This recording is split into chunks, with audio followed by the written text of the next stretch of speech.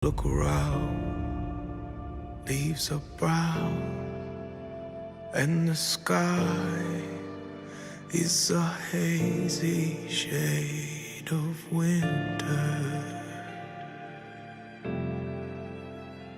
A hazy shade of winter.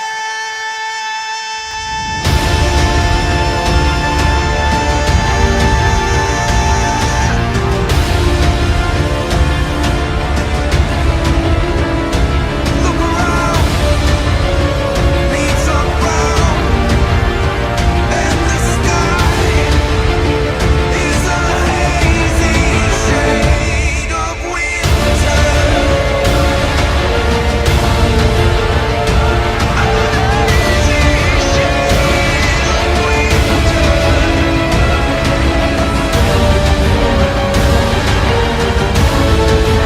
And the sky is a hazy shade of winter.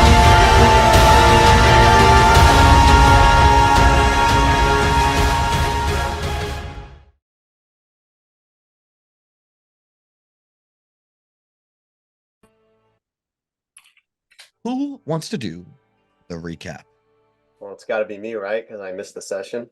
Oh yeah, Them's the rules. them's the Them's rules. the rules, our unwritten tradition now. Okay, so last session started with us basically making vague plans to go to one of the other towers because we kind of have to do that in order to. We know there's some kind of force field around the big central tower, and so everyone wakes up. And I believe we take a rest. And then the big important thing, though, is that some people's hair is falling out. I know for sure Sapphire's hair was falling out and Valin's. And with V as well? Can someone correct it? Okay. Yeah, me. Okay, so yeah, those three characters. Yeah, their hair starts falling out. And we will see that had larger ramifications as time went on. So we kind of, go out, do a little exploring, and we notice some rubble, like kind of using Carl's notes a little bit here as a reference. So devastated remains. There was a large building now covered in ice and snow, and we noticed these what used to be ticket boxes. I believe Quintus tries to discern more about them, but he can't really figure it out. It just seemed like ticket boxes. And then there's also remains of these large sailless boats, which I believe Professor Scant later explains are actually the flying like ferries that would take people to and from the cities, the flying cities. And we do notice, however, there is this one tower, and there's this rotating like glass chamber floating above the tower, and it draws everyone's interest. So we kind of go into this tower, climb up a staircase, go to a platform like the design of a lot of the towers in Ythryn. And we don't know how to get to this floating glass thing, but we noticed that some of the glass is broken in places. So we figure if we could just get a rope up there, we could probably rappel it down for everyone else to come up through. So that's what happens. Quintus and Illican basically, he dimension doors both of them up. Then they get the rope set up. They tie it around like a bent, broken piece of metal that's kind of holding this glass structure together. And then so everyone goes up the rope. And basically in this bubble, I don't recall there being too many things actually in there, but you got a nice view of Ythryn, though. There was a nice panoramic view of the whole city. And so finally the kind of map of the city was revealed to the whole party, just like how we players saw it when we first got there. So that was pretty cool. And I believe also when we were actually exploring the rubble beforehand, there were a few other things of note. We learned that Ythryn's library was very famous, and there were these famous golems, I believe, or constructs that had some kind of function in the library. We're not exactly sure, but probably acted as librarians, considering that's the library. And there was also this little, it almost seemed like a clockwork toy, this little construct that had someone's name on it, almost like, it was someone's toy or someone's pet or something. And we didn't really do much with it, but we noticed it was like digging through the rubble, like looking for something or whatever. And, then as we kind of continue exploring on. Like we see some stuff about Uriel Arthas, like he's always watching, you know. The great and there's like I think there's like various depictions of those watcher eye floating eye things, right? So, but we move on. There's a note here about V sneaking a glass shard into her bag. Okay, I forget exactly what happened It there, had an but illusion on it. it had an illusion, that's They're right. just hoarding. Yes, they're doing a little hoarding. And at one point there was also another one of Uriel Arthas's observers that was watching us, but it went away at some point. Um, but this is where we start seeing the early signs where Valin seems quite irritated. She's like being very combative with Gabar. Like we find, I believe, either in the floating bubble or somewhere else, we find like arcane circles, like teleportation circles. And Valin is like, I'll take care of it. I'm gonna take a look at this. And Gabar's like, hold up, why are you being so combative? Like more so than usual. I mean, Valin's always like this, but it seems like it's getting a little out of hand. Um, she's getting accusatory towards Quintus and Big Smile. And then so we look at some of these arcane circles. They're damaged, but there's always a chance it'll teleport us somewhere. And then okay, so that was right before we got to the glass. Sorry, I'm telling it a little bit out of order.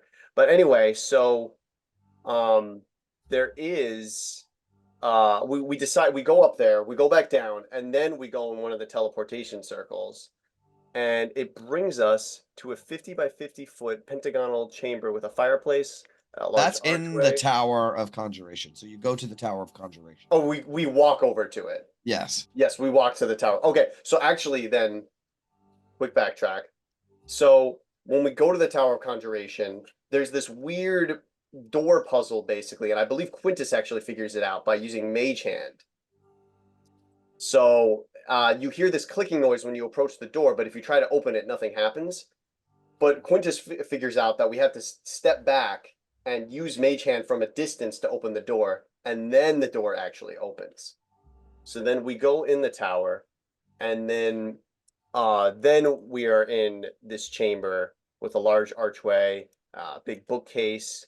Like Gabar starts looking through the books, and okay. This I can pretty much just like go off my memory from this point. So each corner of the room has these arcane sigils that basically hold these creatures in stasis. And there's a bunch of different creatures. There's like one creature that's like made of stone and it's like pretty large. There's like this creature called a Yugoloth that it's one of the only creatures that speaks, and it's saying all this like stuff in abyssal, and it's like it's basically insane, and it's like let me out, I want to kill you all, and so that creature was pretty funny, and it's pretty much just ranting the entire time while we're trying to look around. Yeah, Gabar uh, notices then, or I think it was Big Smile who initially noticed. There's also this creature, like how would I describe it? It is like a beholder-esque creature with eye stalks and like a big central eye. And this thing, it is actually it appears that it is broken free of its arcane prison because this thing actually like eats like sucks up magic, and this thing just like it just like goes for the whole party. It starts attacking them. It stuns Big Smile, but we managed to take care of it. And the way we do it is that Gabar just like banishes it, just bamps it the hell out of there. And so once that thing is taken care of, the other creatures seem safely locked away in their prisons, and we're free to observe them. We actually noticed there's this one creature, like there's one where it's like an upside down pyramid with like these weird like human faces. But there's one creature that is actually, it seems, good aligned. It's like this angelic, like lesser, yeah, kind of like lesser angel creature, a lesser celestial. And with a little time, Quintus convinces Gabar to figure out how to free it, and you guys do get it free, and then everyone gets blessed by it basically, as it gives everyone a warm, fuzzy vision of I forget exactly what the vision was, but it was just like everyone just feels really good inside and almost like even though I remember Jay, you said in the recording, even though we helped it, like we felt thankful after it was freed. Um, so that was a nice little detail. And it seems that whichever Netherese wizard um had all these creatures locked up, was just like studying them or simply had them on display as a flex. And of course, this is the Conjuration Tower, so there's definitely some Conjuration research going on. But it was not very wise of him to trap that beholder thing because it literally just eats magic. That was not a wise move. As we know, wizards are not necessarily wise.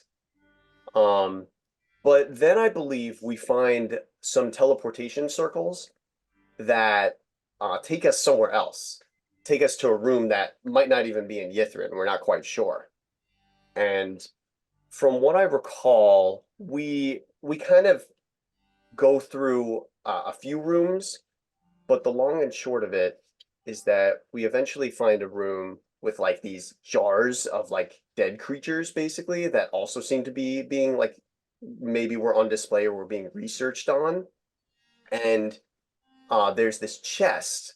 And once we get the chest open, we discover this book. And this is where the session really like kicks off and kind of sets up the session that's about to happen. Is that there's a book in there, and right, Gabar's going to take the book like he always does. I mean, he's a wizard, he can't help himself. But then Valin goes in to take the book, as happens, because Valin is also a wizard, but she gets a little bit pushed over the edge this time, like Gabar's like, oh, I was just gonna take a look at it, and Valin's like, no, I was gonna take it first. It's mine, it's mine. And it gets really out of hand. And it basically results with like Evelyn almost being convinced to just calm down and come back to our side, but Do not skip over the fact that Gabar polymorphed Polymorph. her I was getting against to it. her will. She was about to be convinced to calm down, but then Gabar does that. He polymorphs her against her will, and that really sets her off the edge. And then, right when Quintus then tries to cast suggestion on her to calm her down again, Sapphira comes in, and Sapphira gets like really irritated and tells Valin like not to side with everyone else. And this causes like a huge discord within the party. And Valin is like, you know what? I'm not working out this stuff with you guys anymore. If I find a magic item that I want, I'm just gonna take it. And things get really hairy. And there's a huge argument, but then we kind of calm down for a little bit and we start exploring a little bit more. And then we discovered that the book, I believe it was the book, it releases this creature. And no, it wasn't the book. It was No, something you got it a else. little mixed up. There's a separate room There was a separate room that had the Yeah, creature. Okay, that had the okay. creature. Yeah, That was my second guess. My bad. it's So okay. We had a map to look at, and you did not, so it makes sense that it I got was a little- trying. I was kind of just trying to see how good my memory of the recording You're was. still doing good. So then, we find a separate room that has this creature in it, and we kind of, I believe, either read in the book or some other book about this creature. It's this like, it's some kind of demon that even the other demons look down on. It eats souls, and I guess even other demons look down on that. They're like, dude, that's like too much, man. Yeah, it's too bad. And so we meet this thing, and it's like, oh, I smell your fear. Your fear smells delicious. And it basically tells everyone like, oh, if you make a deal with me, if you free me, you'll have this great power, great power. And Quintus is like, hell no, nope, we're not doing that. And I believe that we kind of resolved to just leave this thing and not free it because no promise it could make is good enough.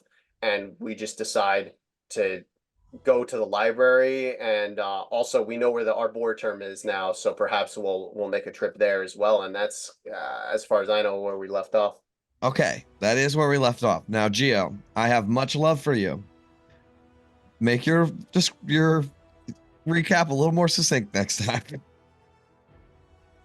That ever, but it was good, and we covered all the bases, so everyone's mind is still fresh in the drama.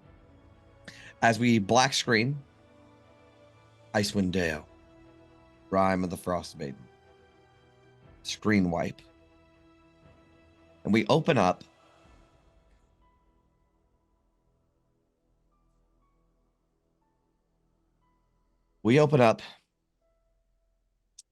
on a zoomed in golden mask, right?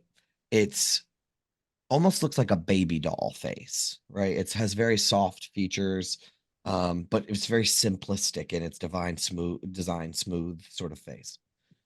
And as we sort of zoom out, we will see the party standing on a set of stairs in front of this massive crumbled library. And I'm going to read you a description. This colossal building has many lofty turrets in a state of disrepair. The ground below littered with their rubble. At the top of a short flight of stairs, there is a giant-sized stone door that stands slightly ajar.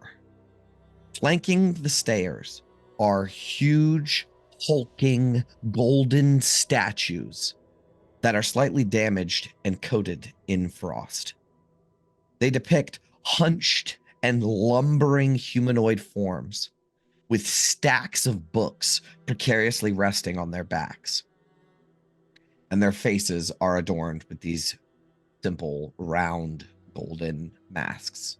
And that's like what we started the image on. As we zoomed out, you could just see more and more of this like 15, 16 foot tall statue, solid gold statue, covered in frost and damaged and broken. And you all find yourself standing in front of Yithrin's grand library. And I did not stress this enough.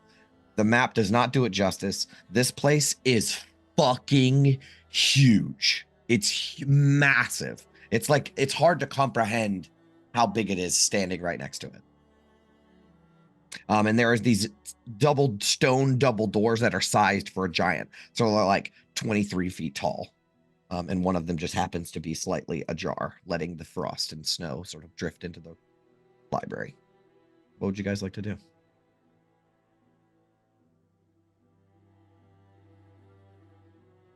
It's not going to take long for Gabar to do like the only thing that you guys have never seen him do, and like he will go first. Like he's just going to start ascending the stairs, Yeah. very uncharacteristic, but he's really eager to be here. Cool. You can also tell that Valin has her single eye sort of set for discovery. As you pass through the massive doors, you find yourself in a grand entry chamber. A large circular chamber that rises like a tower.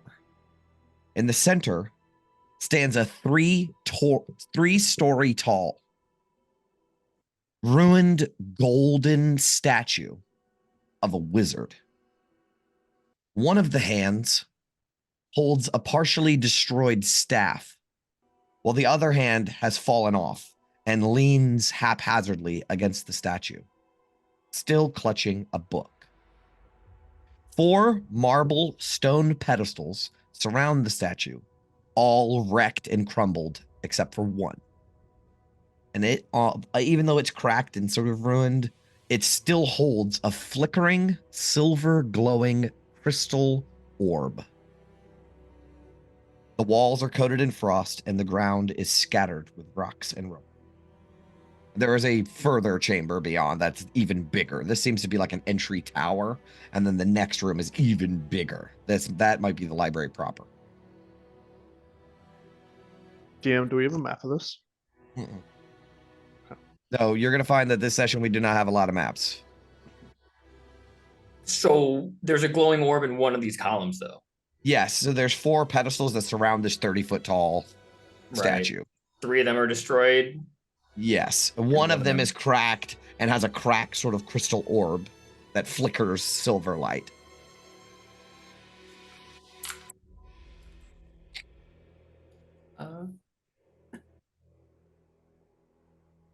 Does it look like the statues of Errol Arthas? It does. Okay. Yes. If you pay close attention, you will notice that this is the same staff he holds in his hand as you have seen him depicted in every other imagery. And on the book that he is holding, that's sort of facing down now because it's cracked and fallen off. The book that he's holding has a 5-pointed star on the cover of it. No, I'm sorry, an 8-pointed star.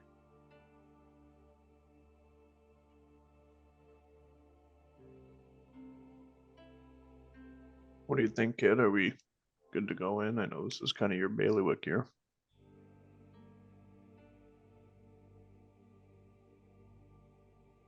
And never bad has happened in a library, so yeah.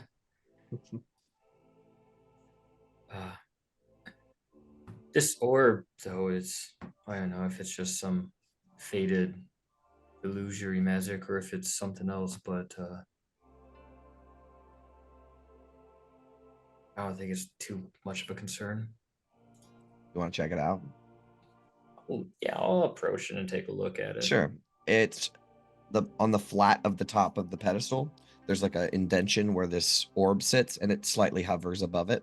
But all the way around it are arcane sigils written upon the top of the pedestal. And the globe sort of is, this orb is sort of cracked and ruined, but it flickers this light. What's going on with the arcane sigils? Are Make they an like Arcana check for me. I'll tell you exactly what it is. okay. Hey. Oh my god. So do you have the spell Comprehend Languages? Mhm. Okay, cool. You would I immediately have it prepared though. You would immediately okay. recognize all of the symbols on this as a Comprehend Language spell. As if you accept the magic from this orb, you will get the Comprehend Language spell cast on you. Oh hell yeah. I will reach out and accept whatever, you know. Sure. Before you do, I will note, because it is cracked and fading, it has 3 charges of this left. It must have belonged to something that you could infinitely do it, but because it's damaged, there's only 3 charges left in it. So 3 people could actually get it, if need be. Okay. And this is that's fine. I'll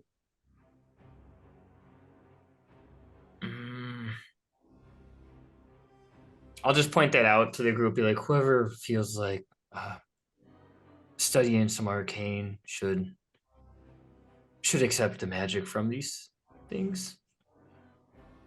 It'll help you over the next hour. I'll, if I'm behind Gabar, presumably I'd step back and let Valim. Oh, Valim is already Go, next to it and yeah, go. immediately touches it. Sure. And the silver magic sort of leaps. You know how there's those like those weird electric orbs where you touch it and the lightning sort of touches your finger? It kind of does like that, only her hand is like an inch away and this sort of wispy magic tendrils around her hand. And then one of her eyes glows, the one eye she has glows silver for a second and then goes away.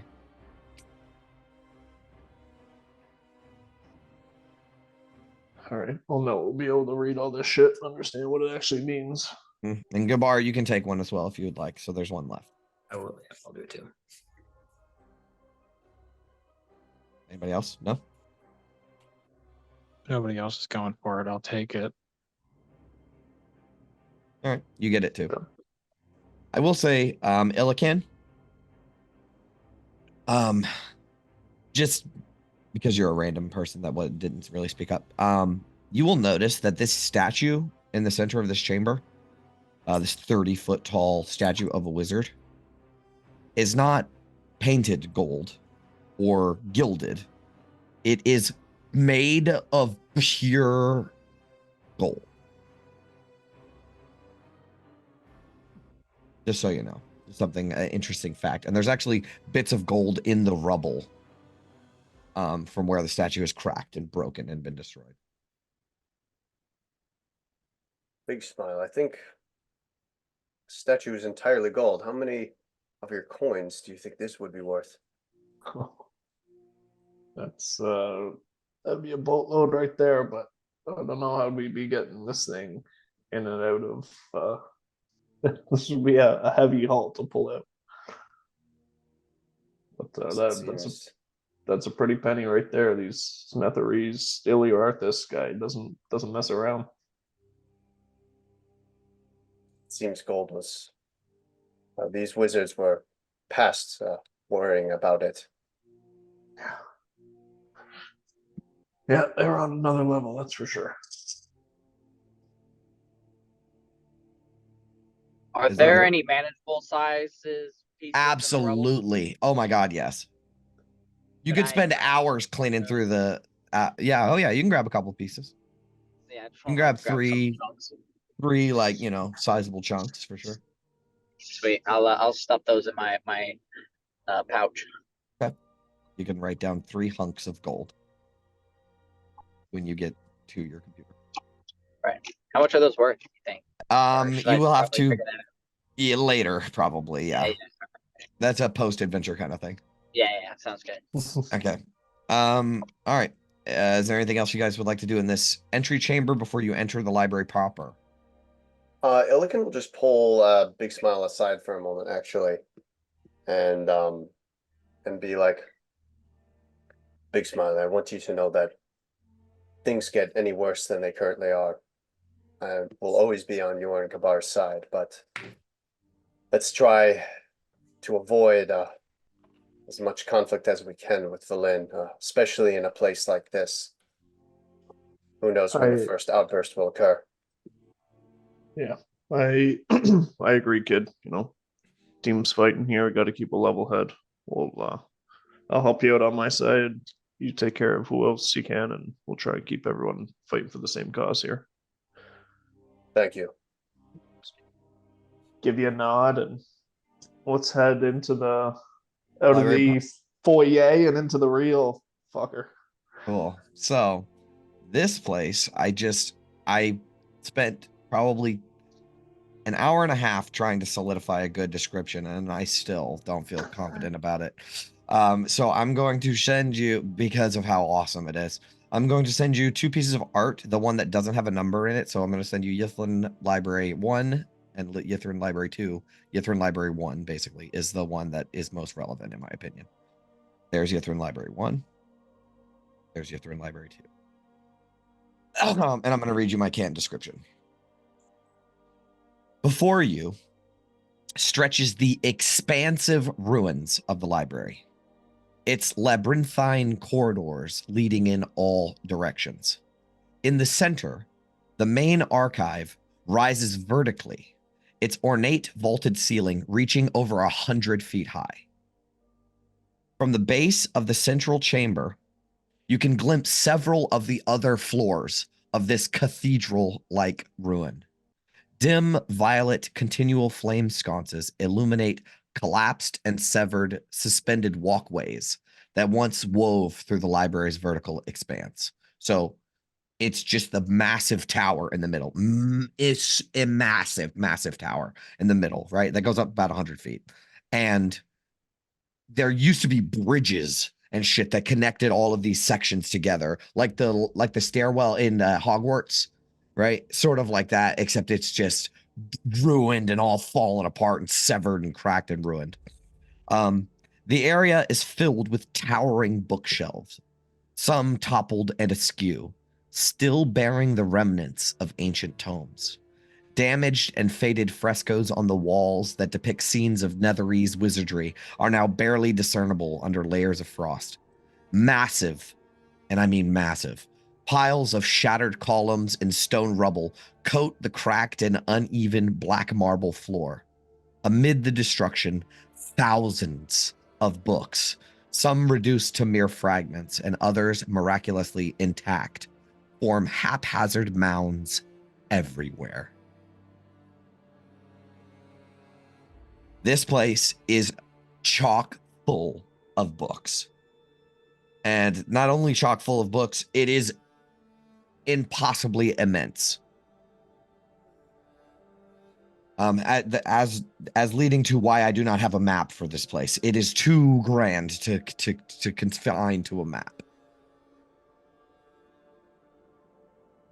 So I will tell you guys about my approach to how we can sort of explore this library. Because of its labyrinthine nature, I have basically like a random encounters table, basically.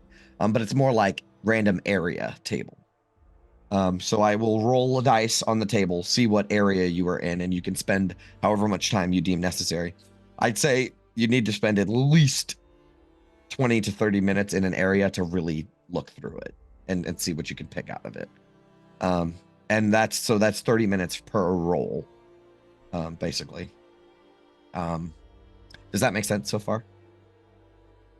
Makes Okay, sense. so what is the purpose? Like, what are you guys trying to do? As soon as you get into this, just incredibly large library with many floors and corridors that have been caved in and all kinds of shit. Like, how do you guys want to approach it? What are you looking for? What are you doing? Is there any? I mean, how's their Dewey Decimal System working here? I You mean, have no like, idea. so they don't have like section headers, like From that, I mean, it's a ruin, so it's hard to Yeah. there might have been at one time, but you'd have to like look in each area to figure out where you are.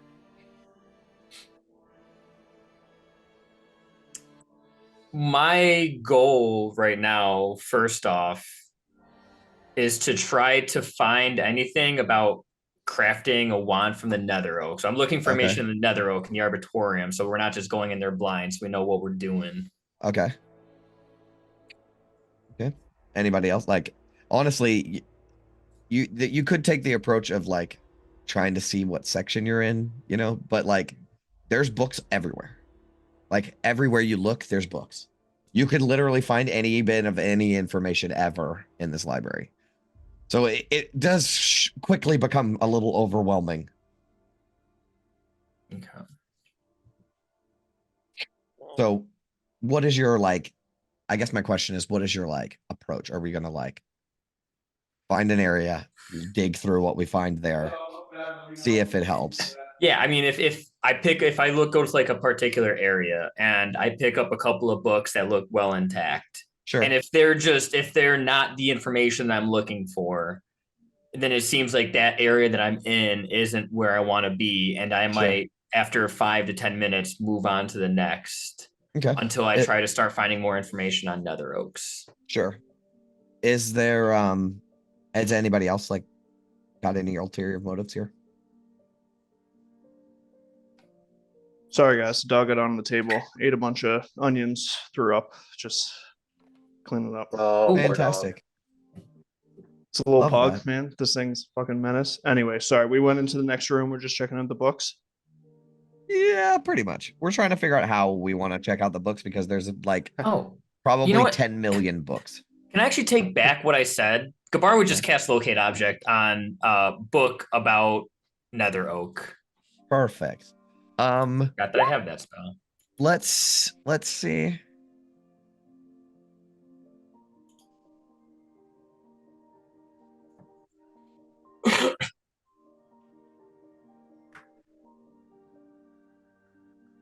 Okay, yeah.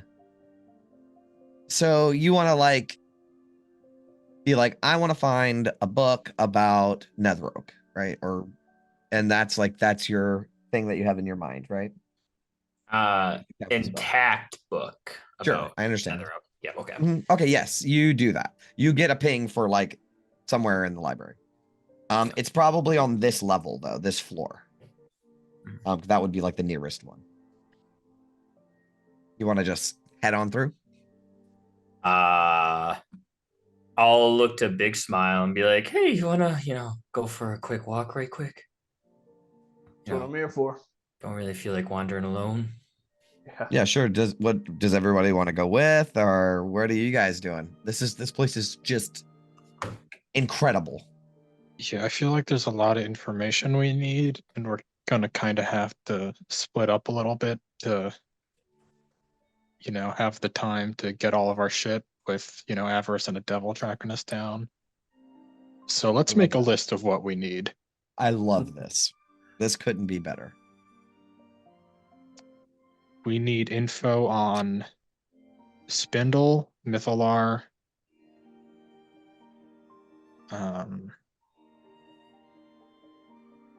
Nether Oak wands. Do we need that? Kabar's on that. Right. Considering that there's another Faerun running around, more information on, how to fight Faerun would be good. Their methods of war against them.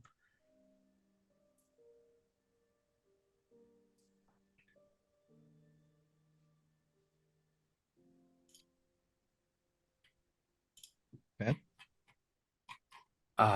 Anything about maybe what Ariel Arthas was studying before this whole thing went to shit? Find out how exactly, he could be alive still if he is. Yeah, do we know what his specialty was? It seems like he was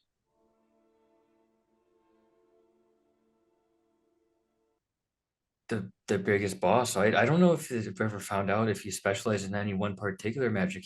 His spell book showed 8 points on the book, which means that he probably was adept in all 8 schools of magic equally. I think Universalist was a thing in older editions. You would, I mean, it's safe to assume from what you do know about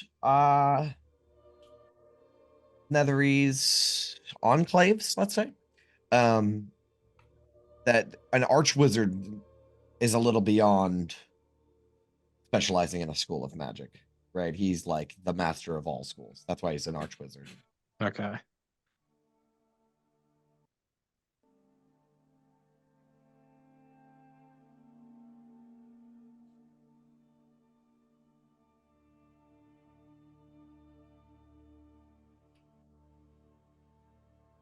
I think that'd be a good starting spot. I can't really, nothing else is coming to mind.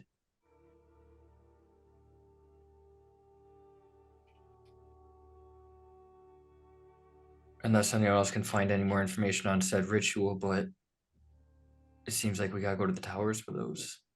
Yeah, I think we're all right on that. We kind of know what we got to do. Maybe the Ebon Star.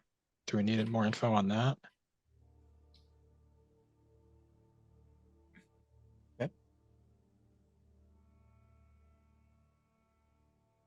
How do we want to split up then?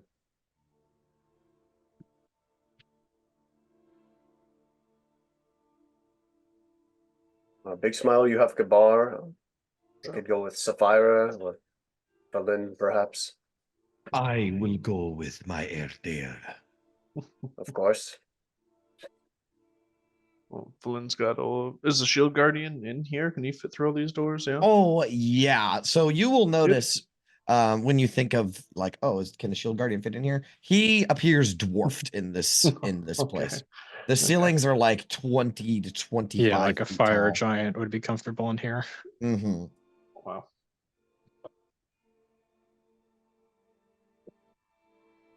Yeah, like this is just the scale of this place is indescribable.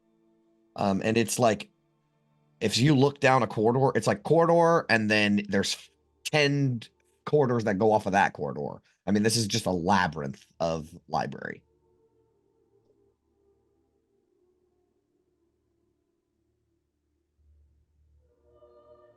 Okay, so yeah, if we're gonna split the party, I need to know who. So we got Gabar And Big Smile. Dinar and Big Smile. Okay, who's next?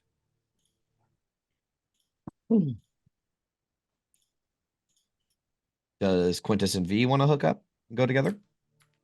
Yeah, I was As thinking. quiet as V is, she would probably speak up and suggest that she wants to go with Quintus. Yeah, I was gonna say maybe Quintus v Sapphira, and then Illikin and Valin. And Shield Guardian. Yeah, and Shield Guardian. Sorry, okay. No, Illikin actually, I mean, I'll say this as Giovanni. Illikin wants to be with like either Sapphira, V, or Valin because he notices they're acting up. Yeah, honestly, I just like I think Quint just kind of sends Illican with Valen, like you're a calming presence. Just like be Right. chill. Illican Okay. knows what his job is. All right. Well, everybody has 2 moving buddies, so that should be fine. It's 3 groups of 3, right. including the shield guardian. So. I mean, shit goes bad, holler, and we try and meet back up at the glowy crystal thing. Sound good? Sounds good. Aye, aye. Cool. All right. So let's start with Gabar. You're sort of beelining it to a place, right? Yeah, I have the ping. I know where I'm going, and I start heading that way. Sure. So you get a ping to where it is, but again, I will reiterate, this is like a labyrinth, right? So you could start heading down the right direction and hit a dead end and have to backtrack and go a different way to get to where you want. But you do have a location in mind. Okay. So let's see where you end up. And this is a big smile as well.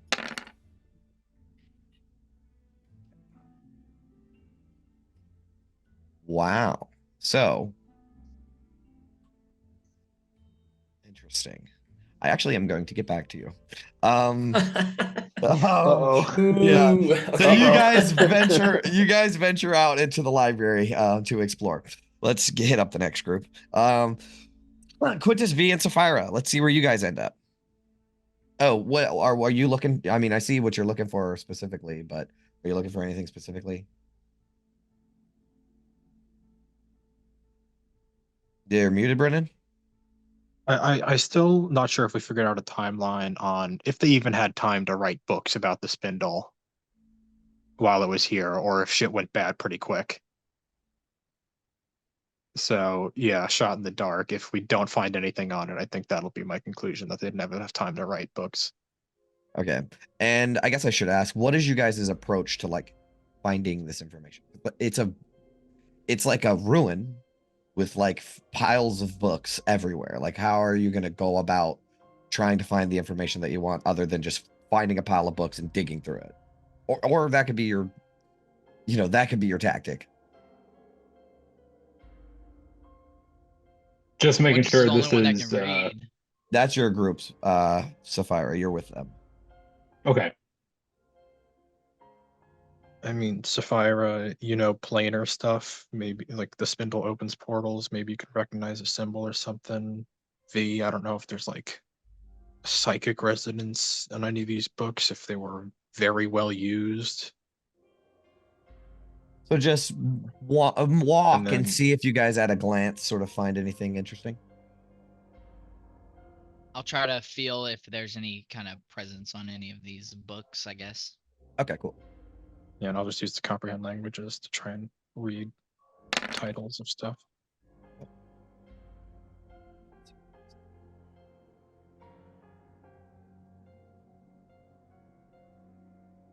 Okay, cool.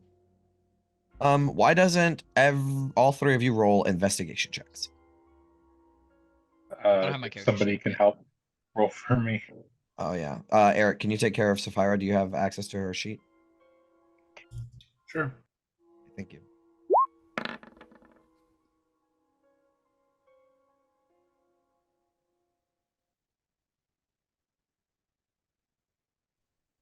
Sapphira, you got a 6.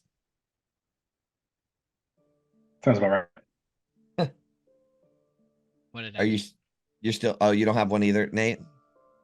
Not yet. I'm literally like 5 minutes away from pulling it up. Okay. Maybe less than that. Put that up real quick.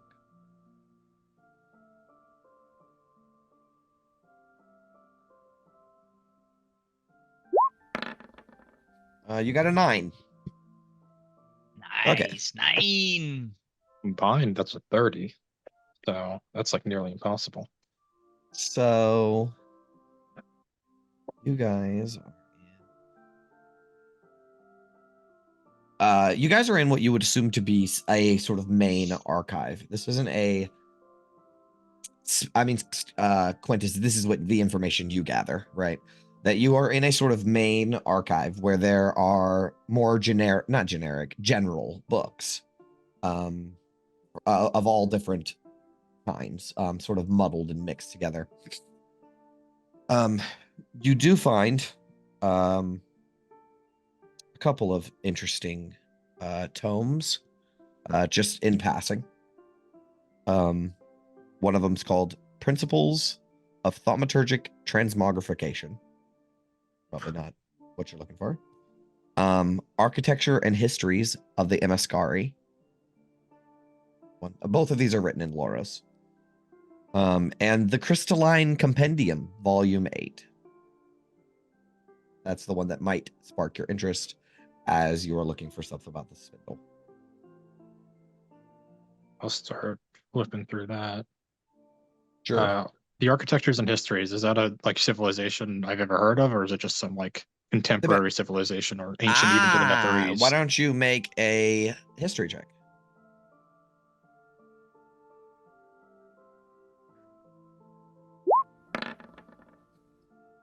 So you may have heard of the Emescari before. They are ancient by Netherese standards. And they were more like an Egyptian. In fact, they are like a 1-to-1 Forgotten Realms Egyptian equivalent. Oh, I think I know this one. Yeah. They are like one of the first civilizations that rose after like humans were brought into the world. What The are they land they're called? from start with a U. They're called the Emescari. Imaskari. What was your question, Brendan? Do you know what the land they're from, just off the top of your head? If not, don't worry about it. But No, it's just just, to see if I'm thinking of the same one.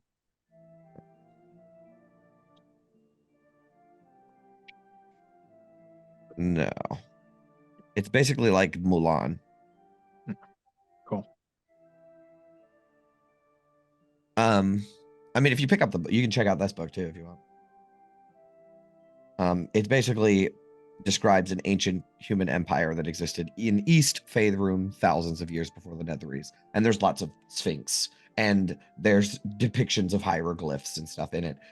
They actually worshipped gods that were real gods that are no longer exist in the Forgotten Realms, that are like Ra and Set and Osiris and stuff. Those were like their actual gods.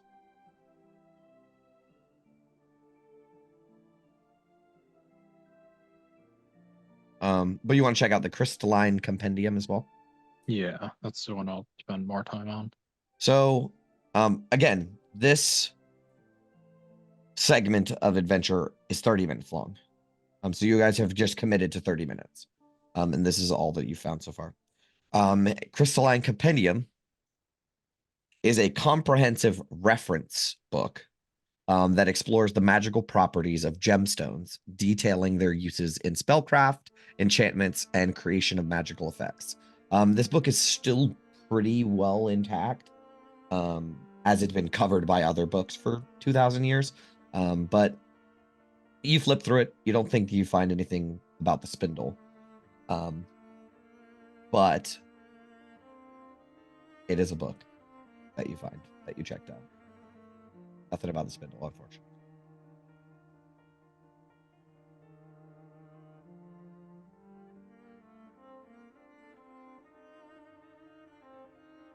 Anything else you guys would like to do?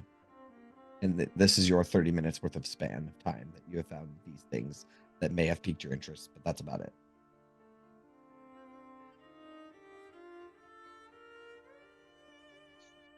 We're good? You know how libraries will sometimes have like microfiche and a bunch of old newspapers?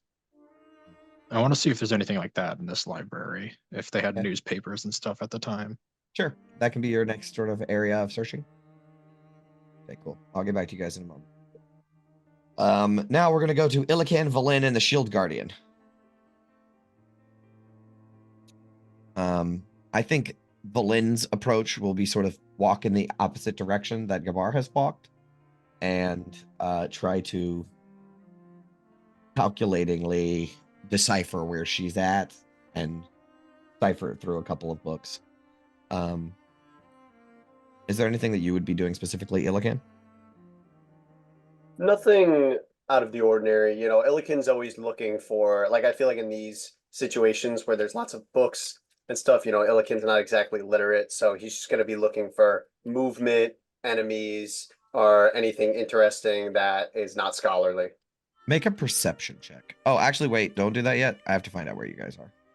Okay. Okay, make a perception check.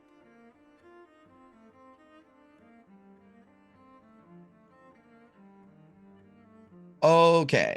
So, as Valen is digging through books and the Shield Guardian is just sort of standing idly by, you will find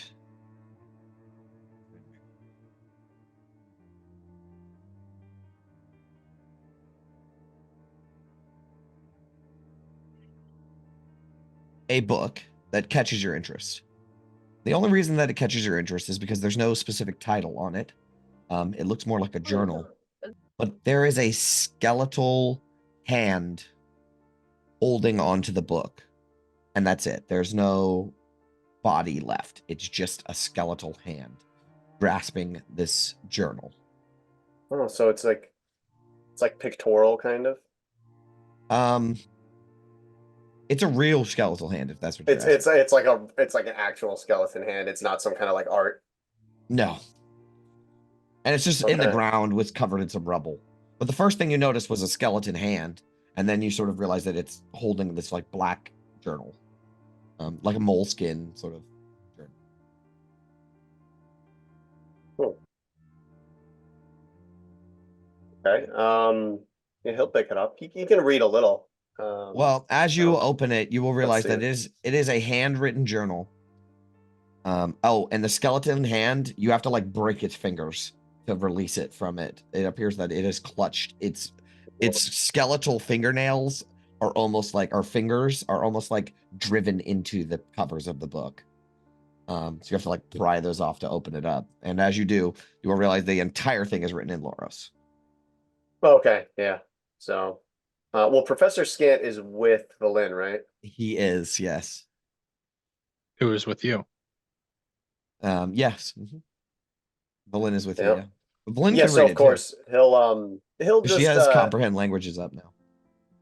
yeah, he'll hand it over to Valen and just be like, well, this is interesting, a handwritten journal. Of course I can't read a lick of it, but maybe there's something interesting in here.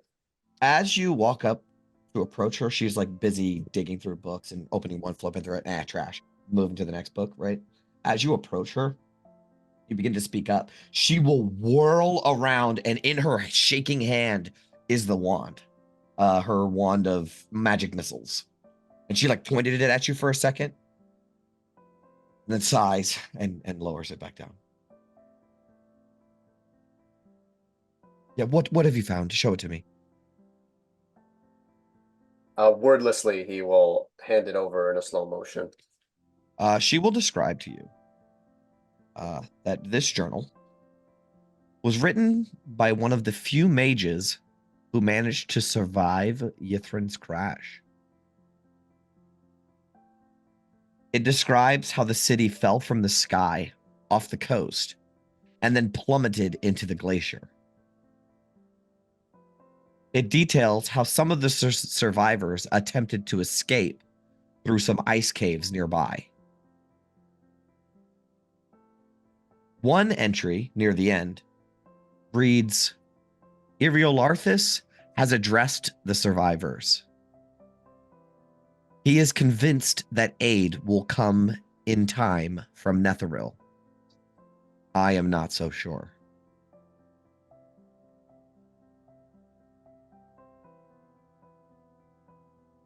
The last entry appears scribbled really quickly with ink that was like drying, as if it's like he was running out of ink. And it says, the golden golem has become possessed or corrupted. It is gathering the bodies of the dead and piling it on itself. I must hide, or it will find me. I have little ink left. This may be my last entry. And then it's just empty pages up there. I didn't quite catch that. What is gathering dead bodies? The golden golem. Oh. Well, it seems we have something new to find information on. Palisade of Villain. She agrees this is quite ominous.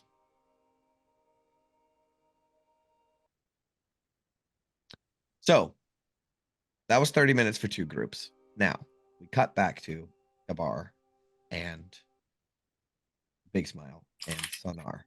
As you three move through the library, you find areas of the library where you're sure that this isn't it. This area isn't it. So you move on through it without investigating any further. And you then reach a chamber that's sort of in a dead end. And it is one of the several dozen historic chronicles repository. The sort of archway to get into this place is like 20 feet tall, and like 25, 30 feet wide. And as you guys sort of, and actually it's not a dead end. It's where a bunch of corridors meet. So it's like a, what do they call that? Like a something text. What is the word for it? I don't know. It's where a bunch of places intersect. And it's one of the many historic chronicles repositories. As you guys like turn around a corner, I will say it's dark in here. Have you guys been using Sonar's light? Probably, I think given we would. that. Yeah, Yeah. Big Small can't Okay. see shit. I so. need to also ask the rest of the group how they are seeing. It's difficult to read in dark vision. You'll get a headache pretty quick. So like Quintus's group, how are you guys like doing light? Can Uh, Sapphire see in the dark or no? I can see in the dark. I think I have light though. I'm gonna double check. Yeah, Well, if all of us can see in the dark, then I don't think we would have been. Yeah, Yeah, he's but, saying like, we needed I to don't read. Oh yeah, you're you right. need Yep. to read is what I'm telling you. Oh, my bad. Okay. It's well, one then, thing to yeah, explore a then- dungeon. It's another thing to try to read books. Yeah. Unless it's Braille. Got you. Then, yeah, I don't have. Sapphira, doesn't Crystal Edge glow like a light? It does actually. Okay. Almost forgot about that. Yes. So So you I'll could be use the using Crystal Edge for Crystal that. Edge, and yeah, and Quintus will bring a book over to the Crystal Edge and check it out for a second, and then you guys keep coming up to Sapphira and like checking the book's cover to see what you got. And then I don't think Valin has light, so would you be providing some sort of light, Illican? Yeah, I can definitely do that. Do you have like a produce flame or something? Yeah, a little produce flame. He can just keep it going. He's used to that. Perfect. So same thing as with Sapphira. They go by, she goes by you to like check the book out. Okay, cool. So Gabar and Big Smile and Sonar are coming into this chamber. The little globules of light float behind you. I need both of you to make a perception check. And you said this was the historical chronicles section? One of many, yeah.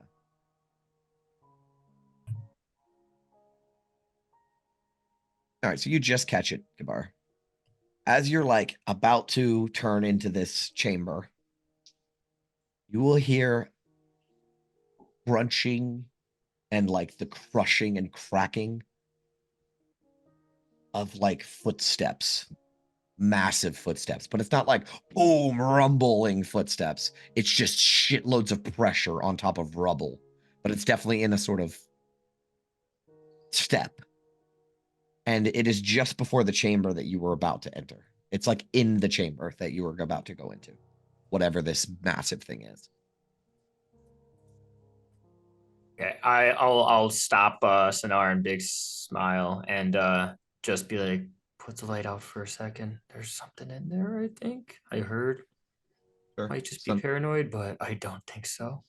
Sonar will let go of the light, and Big Smile, the darkness surrounds you. It is not utterly dark.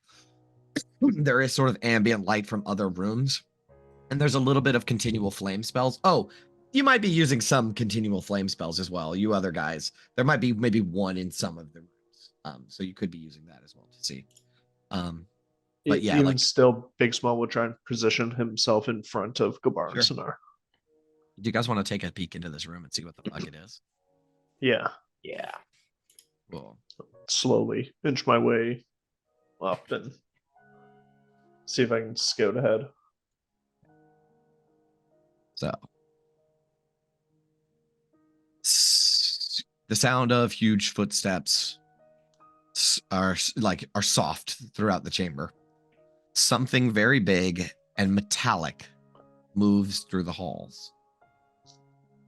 You will see, as you peer into this room, a 16, 17 foot tall, so like a hill giant sized, massive, bulky, hulking construct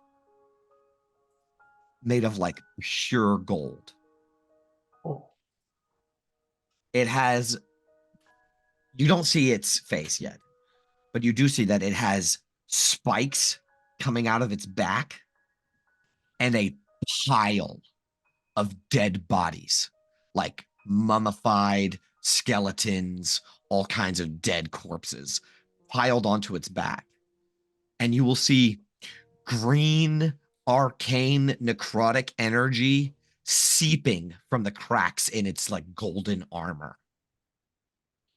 It won't, I need you guys to make a stealth check for me.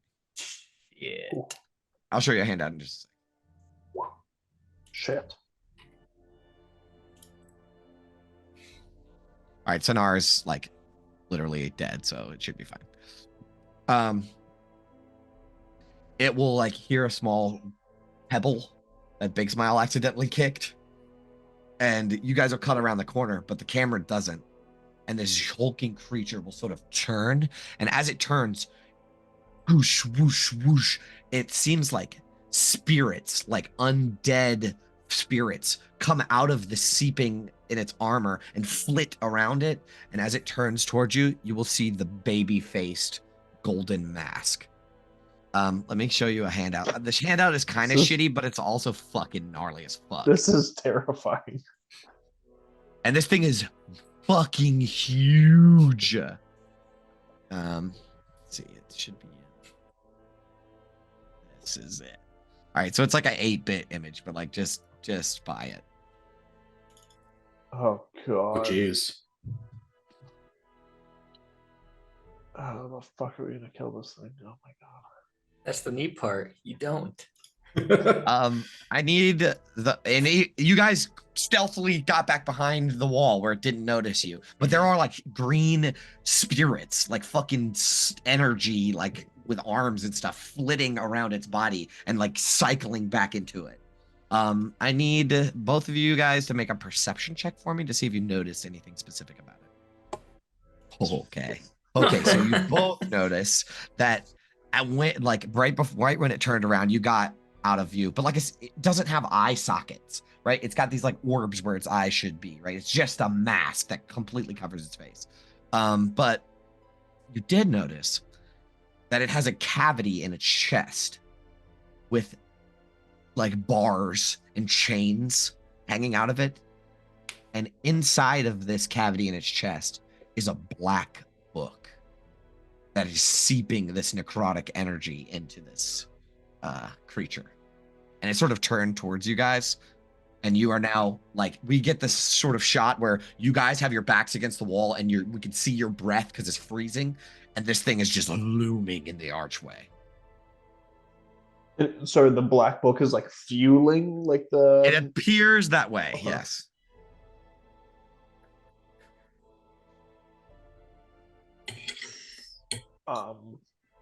Yeah, I kind of gesture fuck, we gotta go back and get the others to Gabar and Sonar. Okay. All right, so you guys want to head out? Oh yeah. All right, so back the way you came. Because you were, I will say, Gabar, you're pretty sure what you wanted was in there. That's okay. We need to go a different directions Yeah, I right now. mean, I'm sorry. I thought about preparing sending, and I wish I would have, but yeah, we gotta go back to the group for this. I'm not risking that with this. Now, I dice. will say this is the result already of like 30 minutes of exploration. So your friends are already 30 minutes deep elsewhere in this place. Oh fuck! I don't know how Yeah. we're gonna get a hold of them. Splitting the party was such a good idea. Do we? I'm gonna rummage around in the bag of holding. Do we have that horn or something? Oh, the horn of silent alarm. Who has that motherfucker? Do I? I think I do actually. I don't see it. It's not in the bag. Yeah. No, it is. It is. It's the first one in the bag of holding. Horn of silent. Oh Alarm. fuck yeah!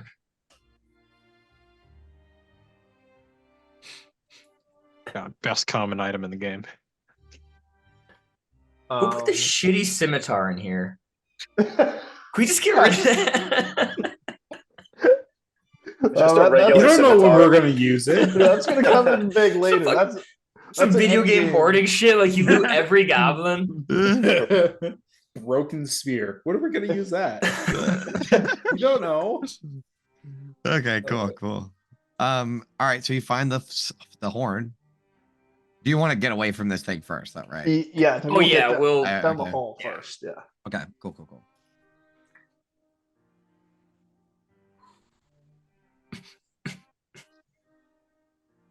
You get far enough away from it. It's fine. It didn't notice you retreat. It's kind of big, and when it now, I will say when it moves, it's quiet. The only reason that you heard it is because it crushes all the shit it steps on. It's not used to navigating well, it is now, but it wasn't built to navigate a ruined library. Jesus. But the vastness of the library sort of makes sense now. It is supposed to accommodate these giant fucking things. Okay. Are we without earshot? Do we have time for a quick combo here? Yeah. Oh, fuck it. I think we found those library golems. I'm going to give the horn a quick toot. I think we got to use it twice for one in each group so we can get everyone all in one place here. Yeah, that's fine. But what the fuck was that? Library Golem was walking around with a small fucking graveyard on its back. Yeah, what the fuck? I thought they were like librarians, like good guys, just like That's cleaning what up I books thought. and shit. I was super fucking excited. I was like, oh, I'm gonna meet a library golem and learn all this fucking shit. Instead, it's like gonna put me on a fucking spike. Yeah, you saw that book in it, right in its thumper though, eh? Right in the middle. I think we need that book. Yeah. Aye. Any book that's well protected is worth reading. Yeah. All right. I'll use 2 charges of the Horn of Blasting, one to contact Illican in the one group, and the other to call out Quintus in the other group. Well, here's the thing. Because of the just absolute immensity of this place and the labyrinthian nature of it, I'm going to require 2 luck checks to contact each group. So pick one, even or odd, and then roll a d6. Oh boy. Who's rolling this? You are. Okay. Let's go odd. Odd. All right, roll a d6. Holy Okay. fuck yeah. So the first group was Illican. Yeah. Okay. Illican, you are within range to hear the silent alarm. It's just like a horn blow. Can you get the general like sense of I direction? mean, of you where it came have from? no. I don't think so. Okay. No. And would he? I'm not sure how much like we want to. Yeah, you would have talked about it. You spent we would have months talked together. about it, right? Yeah, for Okay. sure. You would have been like, "Hey, this is something we need." But what I specifically mean is like, did the party like discuss exactly which direction we were going to go in before we split up? Maybe. Quintus did mention meet back at the Right. flashing crystal if shit goes bad. Yes. All right, that's where Illican You will go think then. that that's probably where to go. You should have Valen a is good in a enough, yeah. fucking huff about it, but whatever. All right, roll another. We'll pick one, even or odd, and then roll another d6. Odd, baby. Oh, All Let's right, the other go. group just gets on contacted. fire. Okay. Nice. Because you guys are so deep within the library, I am gonna make some more checks to navigate back out. So group. So we'll start with the horn blowers, right? Gabar, Sonar, Big Smile. I'm gonna make a roll for you guys.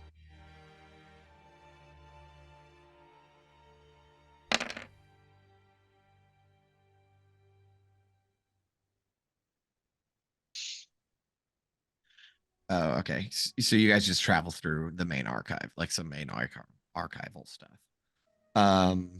The next group is Quintus V. Sapphira. Okay, so you guys do pass probably pass through an interesting chamber, which is strange because you don't remember passing through it the first time. Like you definitely don't remember coming through this way, but you definitely have to pass through a chamber. And a lot of the fallen columns and the architecture of this, big chamber of a library, like each section is like a library unto itself. So this sort of massive section, it has a lot of elemental symbology, right? Like you see like a symbol of earth and like a symbol of fire, symbol of water, and there's lots of mats like around, crumbled and ruined and fallen apart. But you guys have to like either stay and explore or go meet your friends who are in danger. You guys just pass right through it, right? Yeah, I mean, it sounds like shit might be going wrong, but Sapphira, I mean, I'll point to the Earth Elemental section. I don't know if you want to, come back here later. Maybe there's stuff about Grumbar. Maybe. Sure. Okay. And then the last group, which is basically just Illican.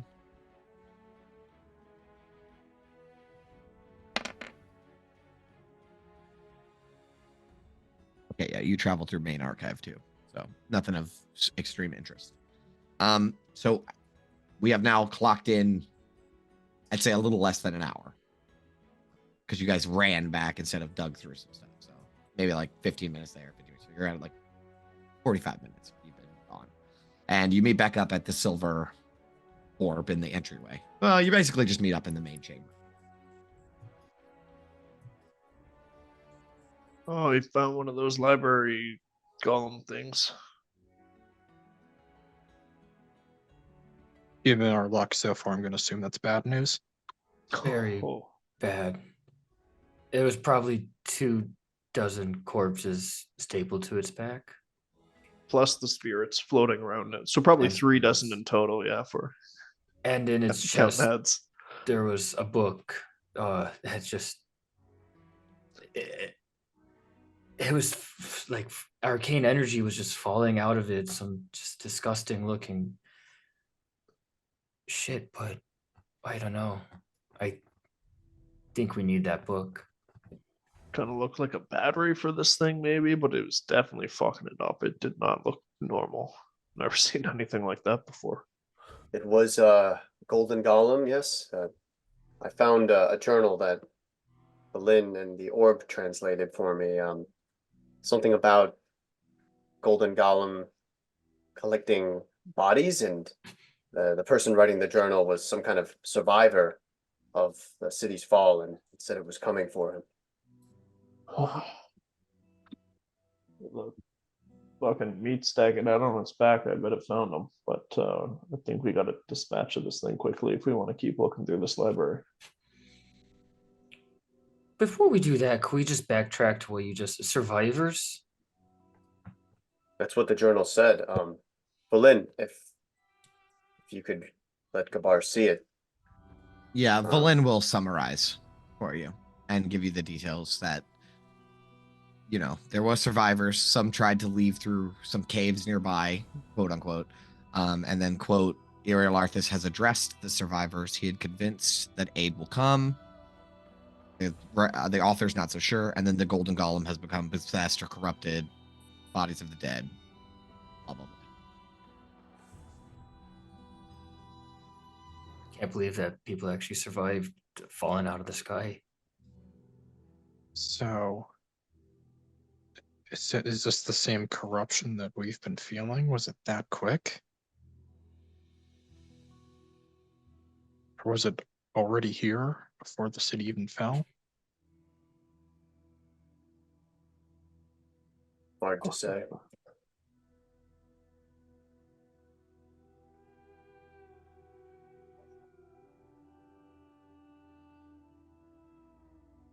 Well, we got to deal with this thing one way or another. Sounds like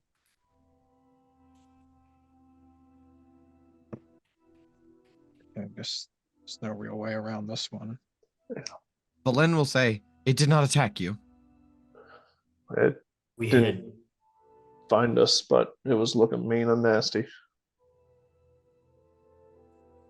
Why get into an unnecessary battle if we could avoid it? And I think at least one of the books we're looking for is going to be right by this guy.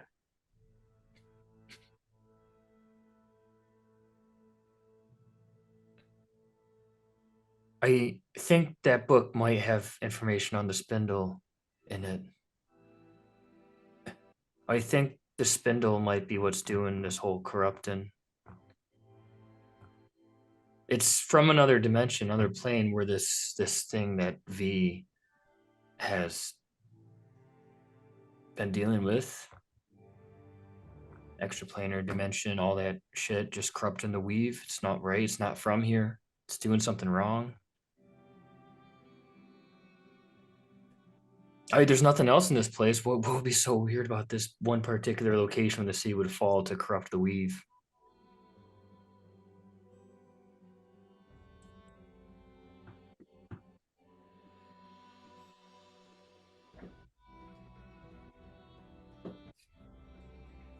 I mean, we could try and dance around it, but we know where this thing is now. I'd rather have the jump on it before it jumps on us. Well, before we do that, there's one thing we could try. I do remember the path to get to where I found the journal. There was a corpse there. If anyone, V perhaps, could talk to the spirit residing in this skeleton. Nah, it was just a hand. It was Big just a Smell hand. made a good point. Uh, The rest of his body's probably on that guy's back.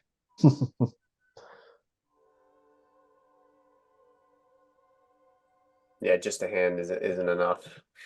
Yeah, you actually need a head. Speak to for- You him. need a head. I never actually thought about that, but yeah. Well, there goes that plan. I mean, that's another thing. If some of those bodies on that thing's back survive the fall, it might, if we can talk to them, that might be valuable information. True. Well, in order to talk to the bodies, we got to dispatch of the body holder.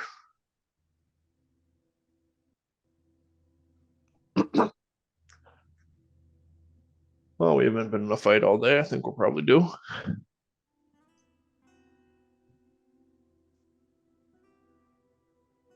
Sure. Lynn, Shieldsy, are we going to be okay with this? Valen is very dead set on not getting into a fight if she doesn't have to. There's an entire city to explore. What if a ice devil shows up? Yeah, What if that's- that one of these next towers is more difficult than it needs to, than it has to be? What if there's another tomb tapper? Like, there are things that are actively trying to kill them and that are kill us, she'll say, but there are also things that haven't tried to kill us yet.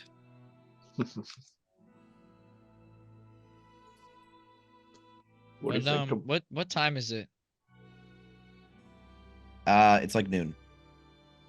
Okay. Does anyone have a way to hold a golem from moving by chance?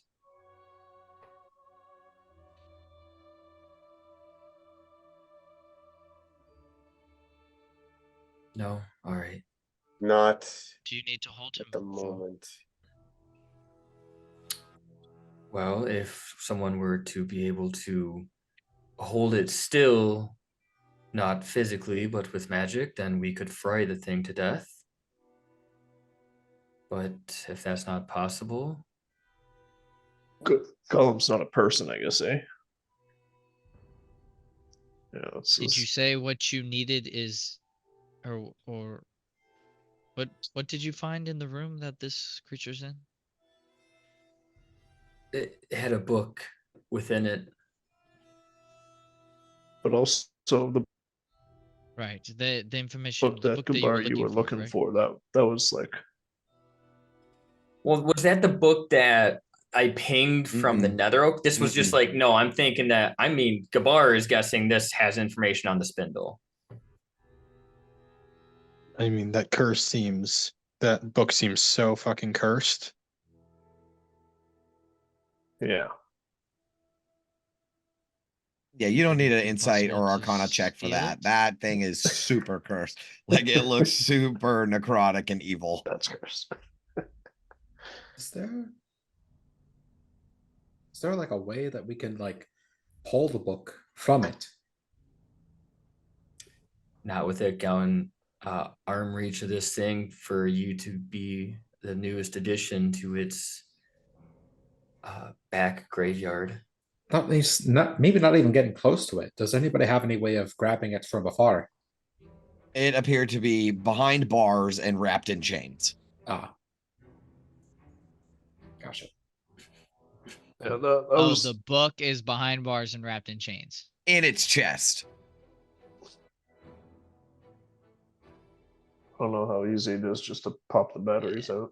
I will say, I think with all of this information, and now that we're trying to puzzle it out, I'll let Gabar make a either Arcana or not history or investigation to put 2 and 2 together. I'll give it to Quintus as well, and Valen. Ooh. Oh yes. That's as good as I can Nice. Really roll. good today. Okay. Let's not Okay, get in a so- fight, because if I do, I'm gonna roll like shit. So Well, it Valen might not be that cursed. so It's just Valen it's a little cursed. and Gabar, you guys start piecing information together, and you will. I think the dots that will connect is construct, shield guardian, right? Yeah. What is his role in Nethery society? Right, he's a protector, a guardian, right? And then you will sort of put that lens onto this library golem, and you, upon seeing the book and seeing it all wrapped in chains and bars, you will think that this book has been set into this creature's chest as a protective measure to keep the book away from people.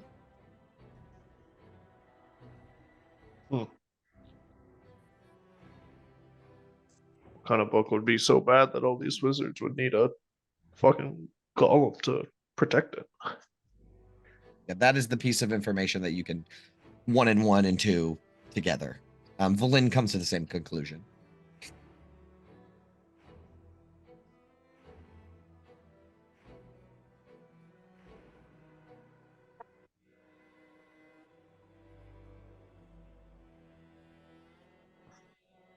So I mean, I can think of a few books.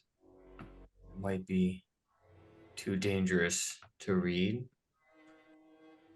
but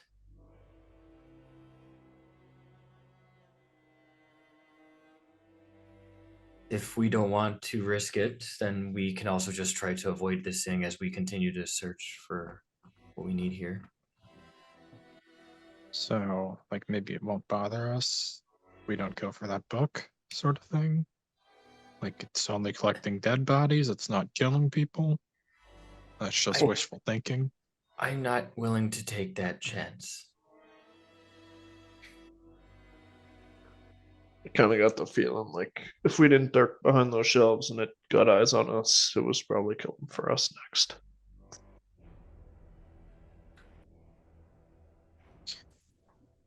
Let's try to avoid that place. Sure.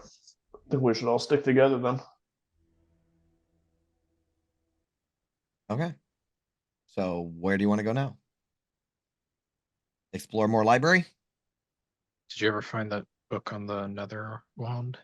It was in the direction we was headed when we came across this thing. So we know the general location of the general direction we'll find it in, but that might just lead us right back to this thing. I So mean, maybe try to take a detour. yeah, we went a different direction. We went a totally different way when we came back here than the way we went going in, so we might be able to avoid it.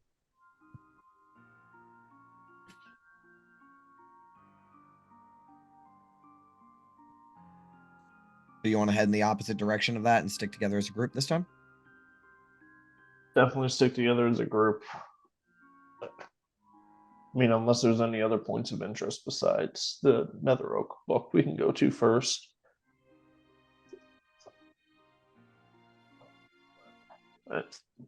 Yeah, if not, I guess try and find a back way or a separate alley that will lead to the Netherese book.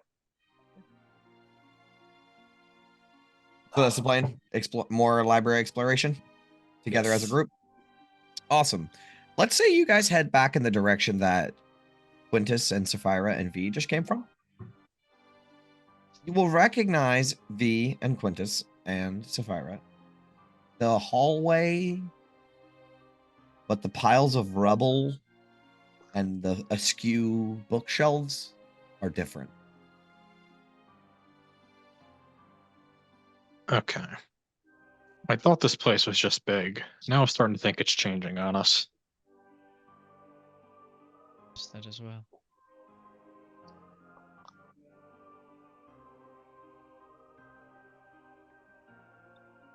See where you guys end up. I'm going to represent this as another 30 minutes of exploration. Does that sound right? Sure.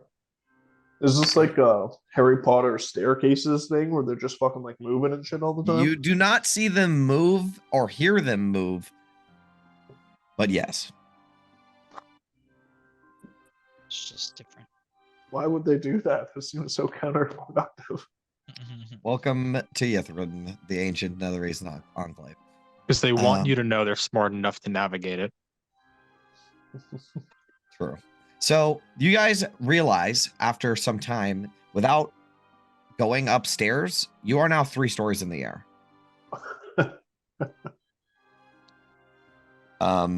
And you know this because you come to a balcony that has like a bridge that leads to another side of the balcony. And as you look down, you will see the ground floor where you guys just met.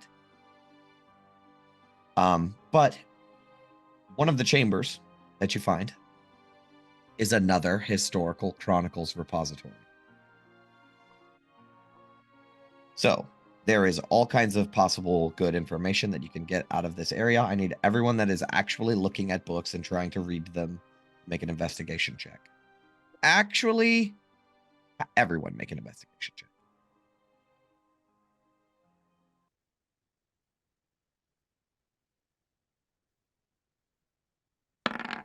Gabar, you are hot today, buddy. So is Valin. This is her like Good third day. 23 in a row. Valin, I always roll with advantage. Eric hides the rolls. But it's a 23 and a 24. She got a crit. Jesus. She doesn't have advantage, so it's a 23. So cool.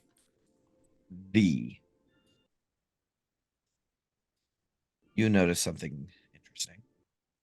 And you find your thing after other people find their things. So I guess I'll go do other people first. So Gabar. You will find a book that has the symbol of Iriel Arthas on it. On the cover. It's crumbled and fucked up. And it's written all in Loros. But you can read Loros, right? Do you want to flip through it? Yes. Is this comprehend languages spelled different than just your standard No. comprehend? Uh-uh. Okay. because it was Why I, it doesn't it let was you an read it? hour that Oh comprehend yeah. languages goes for. So it's gone. Yeah. All right. Well, if that's the case, I mean, I can just That ritually doesn't cast sound it. right. That doesn't sound right to me. I'm just saying, But comprehend language only lasts for an hour, so it's up to say you. it just lasts as long as you're in the library. I love that, and I will Mhm. start reading. Yeah, that sounds netherese to me. But as soon as you leave the library, the enchantment goes away. Okay, cool. Yeah, so you can start checking it out. And the Lynn will find an interesting book. Quintus, you will find a book that's called Iolam's Mythic Mythalar. You said you were interested in learning about Mythalar, right? Mhm. This is something that piques your interest. Do you want to start flipping through it? Yeah, certainly. Um, so as far as Big Smile is concerned, what would you be like trying to find books? The only book related assistance I'd be providing is like lifting Gabar up if there's Okay. like one on the top shelf he wants. Yes. Otherwise, I'm fully on bodyguard duty, I think, with Okay. Illican here. And the same with Illican. Illican's doing the same sort of thing. I do have Yeah. Mage Hand, but I'm just like letting it happen at this point. Illican, you're doing the same. Yeah, guard duty with Big Smile. Okay, and then Sapphira, what about you? How are you approaching this scenario? How are you giving Sorry, your because I think I assistance? kind of blanked. Oh I yeah, blinked out at some point. it's okay. You are in a sort Now of crash. Well, I know it's okay. I see you keep coming in and out.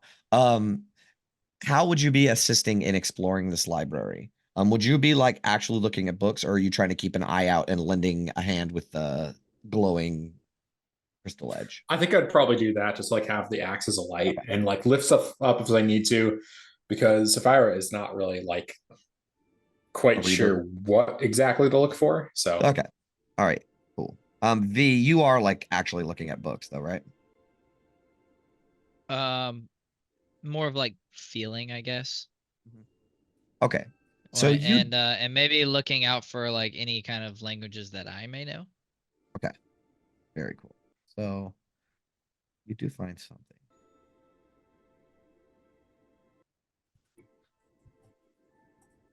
Yeah. So you find a book, V, that is written in common. And the reason that you pick it up is because it has this sort of very latent psionic magic, psionic energy emanating from it. And it's not like you are sensing it and it's like I see it, right? You just get a feeling. And it's like the black eyeball arm like twitches for a second when you see it. And that sort of tips you off to it. So you lean over and you dust it off and you pick up this book, and on the cover it is called Defense Against the Cognomancer.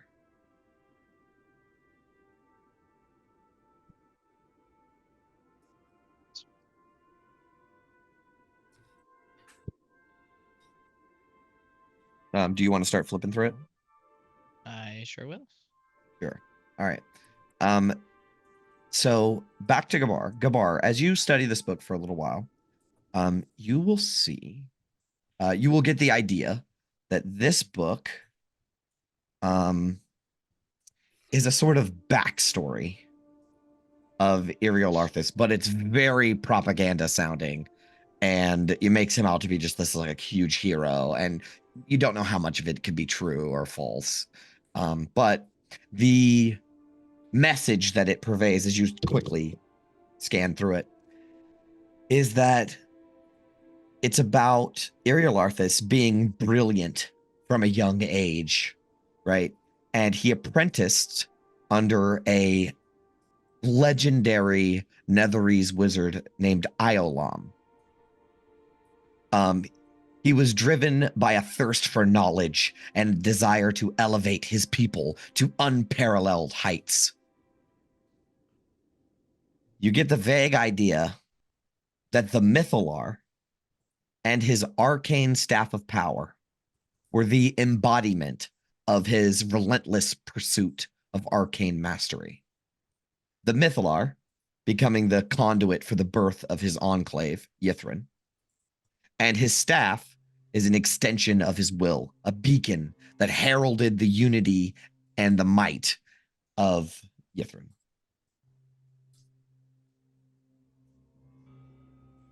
So basically, you get the idea that, like you guys were talking about before, how the Abjurer had his anvil, right? His, big things are that he made Yithrin and the Mythalar. But he also has this like staff of power. And just the wizard's name that he apprenticed under was Iolam. Ioulam.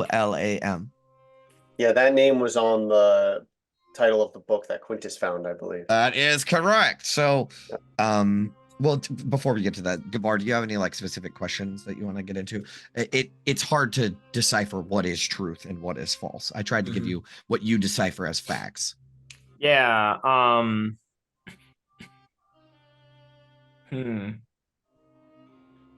Something you could glean from a quick glance.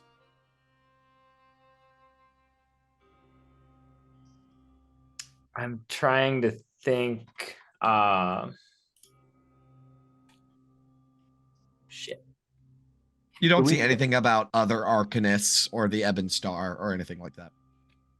Nothing about like his special. Did he ever? Is there anything about like his pursuit of immortality? No. No. Okay.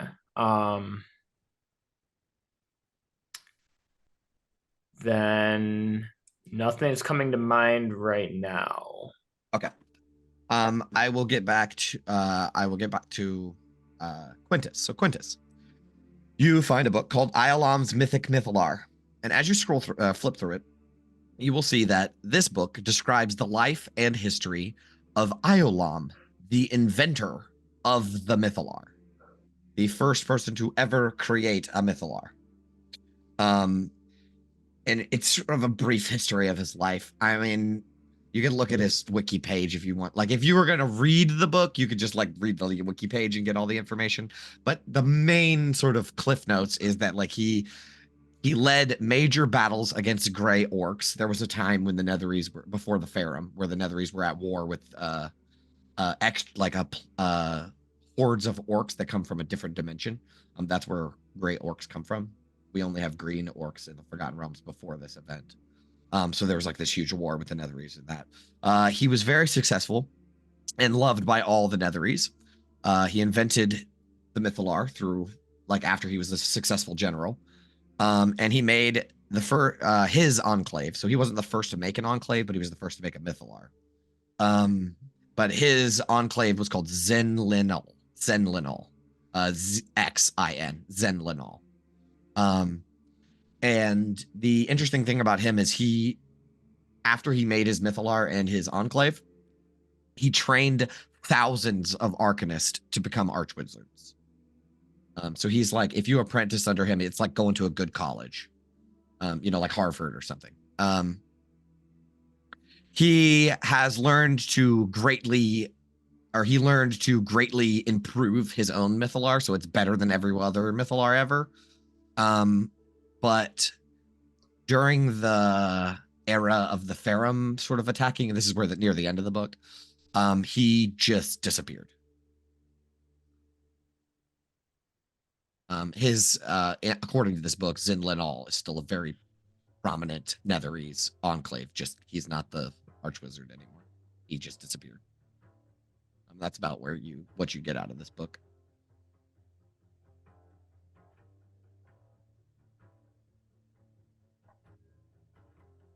Any questions? Do you have anything you want to ask?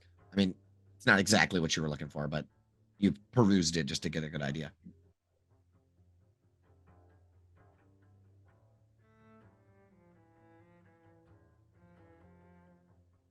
Oh. Yeah, nothing specific. Cool.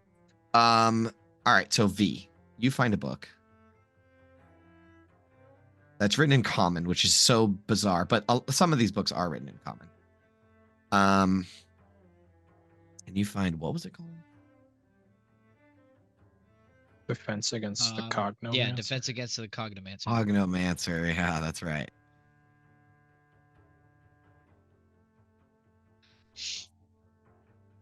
Were all these languages before common? I'm sorry. Were all of these languages, like the Netherese language, were they Loros before common? No, they existed in tandem. It's just like other countries speak It's different. like a regional. Okay. Yeah. Hmm. Damn it! Where's the freaking book I'm looking for, man? Main archive, books. Guys, I must have written 45 books over the past 2 weeks. It's hard to find. Oh, here it is. Okay. Defense against the cognomancer. Okay. So as you sort of flip through this book, V, you will come to realize that this book reveals meticulous sort of mind training techniques to shield one's mind from the power of scions and thwart mental assaults. It's like it has a very abjurative theme, but with a focus on psionic energy. And as you've like flipped through the book, you'll see some of the pages are ruined and fucked up, so you can't really tell. But on one of the book is the spell. Is a spell.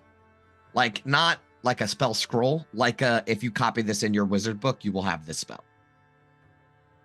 And it's the only sort of access to the spell. So it's like a wizard spell book spell. It's a wizard spell book spell, but it's in a regular book. Regular book. Okay, that's Right. cool. Because not all, these Netherese would copy spells from books instead of just from other wizards. I don't recognize what it could be, probably. Nah, you're not like that. I mean, you can try to make an Arcana check if you want. Yeah, I wouldn't know where to start. But yeah, you do find that.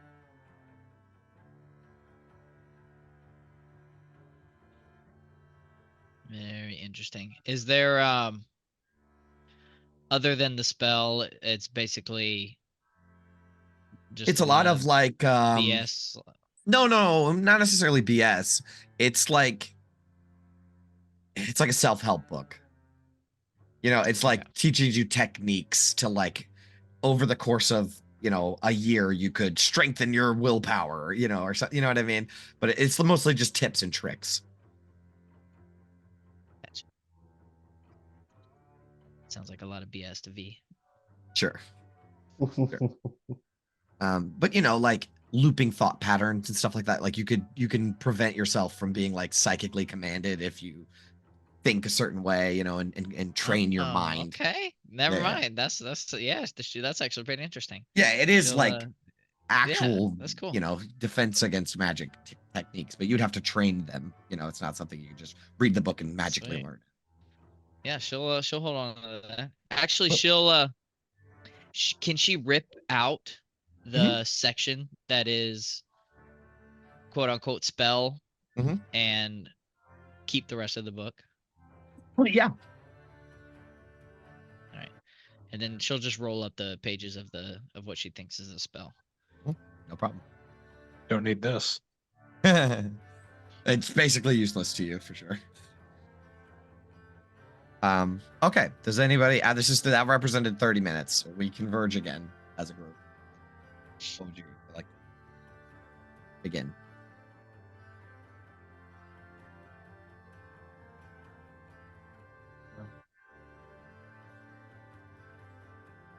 Valin will, in a huff. Oh, Valin probably found something too. Yeah, she did. Okay, so Valin will start. Valin has found a book about the Arcanists of the Ebon Star. Not specifically what the fucking Ebon Star is, but it does sort of explain the governance of Ythryn. She will explain the information that she has gathered is that Ythryn's governance rested in the hands of the Arcanists of the Ebon Star, a cadre of 8 mages whose names and visages echo through time, forever immortalized within the city's hallowed museum. So that's all the basic piece of information that she learned. They are not specifically named, I don't think. Just more like governmental structure. They each have a tower.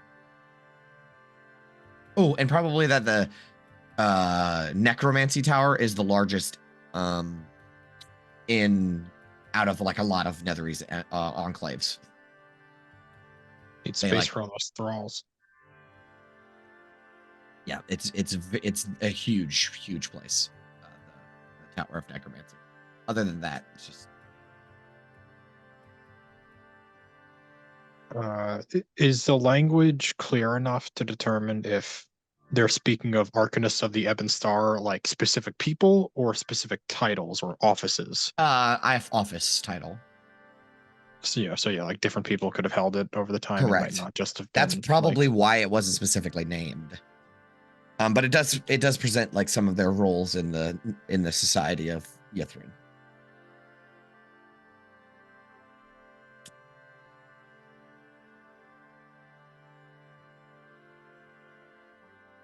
wonder if Erie or Larthus had a lot of turnover. It's kind of made sense because seems like your Arthas made Yithrin from my book.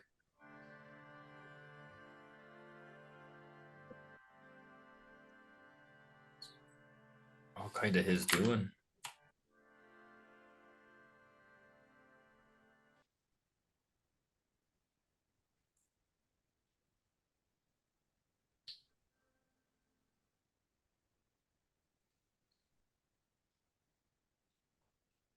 All right. Anything else? You guys want to move on to another section of the library? Next session, I suppose. All right. Is anybody changing their tactics?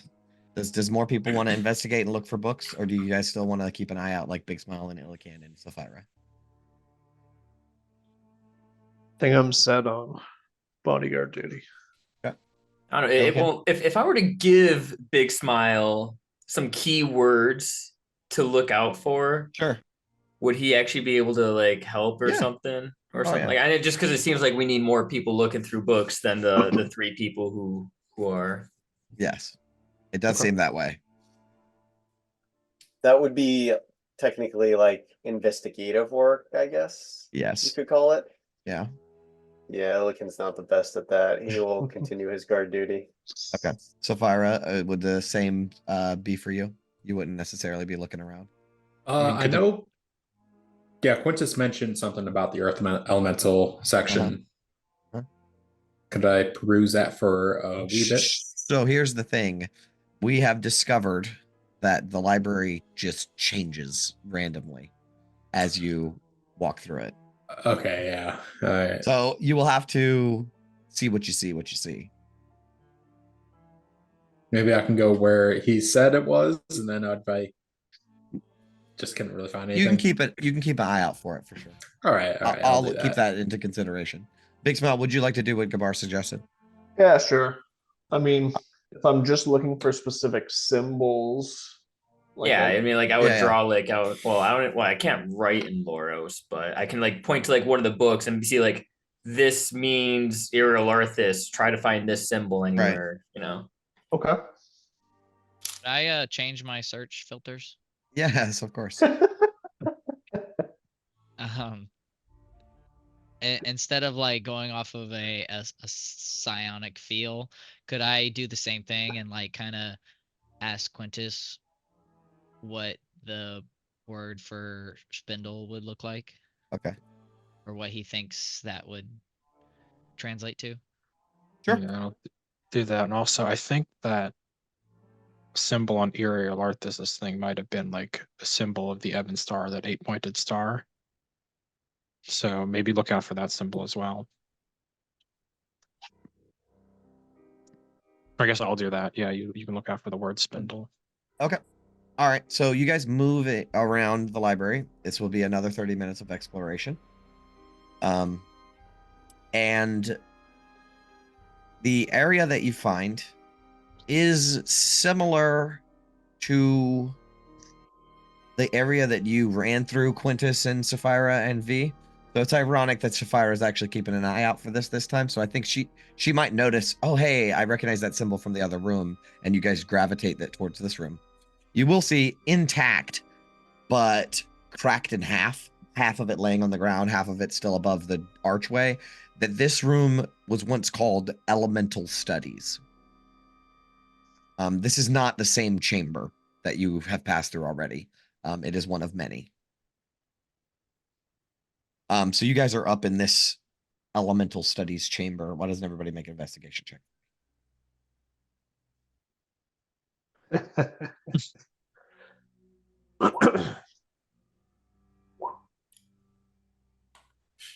Oh, Gabar, just on fire. Yeah, this is where Gabar belongs. Is This is he's the like most. in his natural habitat. Okay, so Yeah, the this is like a first- ranger's like preferred terrain, except Gabar's Yes, library. exactly. So the first thing that happens is, I think, as you guys start digging through this room, Illican, you're keeping an eye out, right?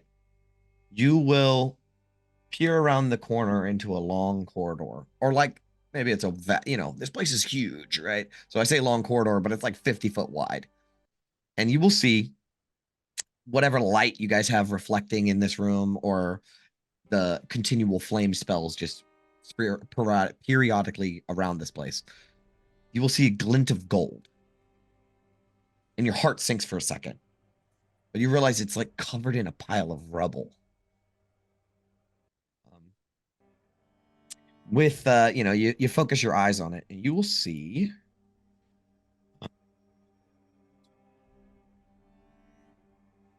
a massive golden statue, quote unquote. Not entirely sure, but it's covered in rubble and piles of ruined books. Once you look at it for a little bit longer, you realize it's one of these constructs that was depicted in the statues that as you entered. Well, everyone, you might want to look this way. I found another golem, but this one seems less mobile. Less mobile's good. Does Yeah, this one have a whole bunch of bodies stapled to its back? No. Okay.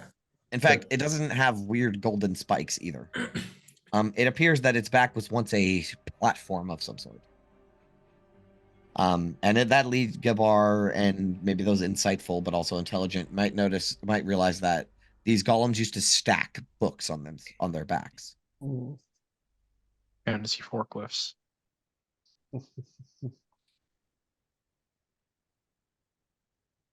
Nothing to be concerned with on this one. Seems like it wasn't corrupted by whatever book it was protecting. Could we see its stomach? No. Okay. No, and it's buried in rubble. If you wish to uncover it, it's going to take some time. I just want to see if they all have this safety storage chamber. You'd have to dig through it. It would take some time for sure. Like we're talking big, like a column fell on it.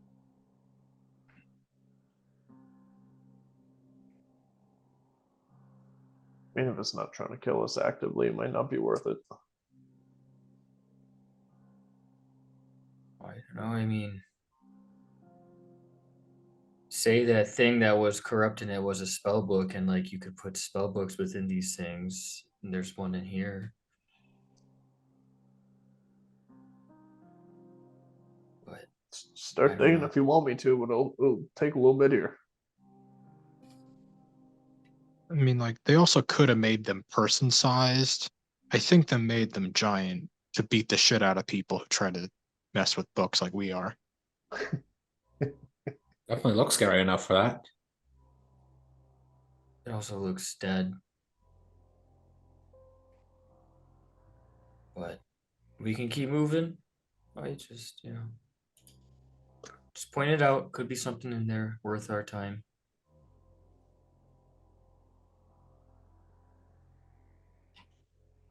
But I'm okay moving on at the same time. Well, you guys can continue to check out the room. This was as soon as you got in. The 30 minutes have not passed.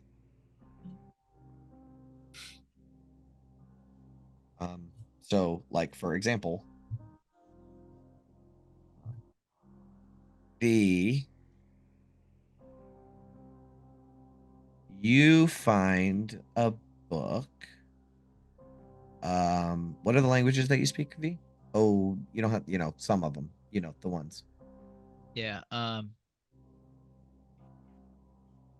I speak a lot. So I speak Undercommon, Deep Speech, Elvish, and Dwarvish.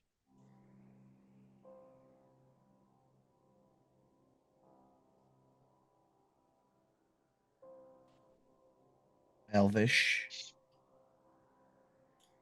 and Common.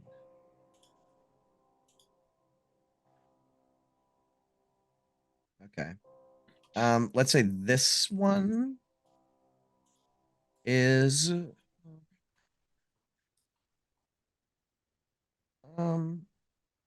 let's say this one is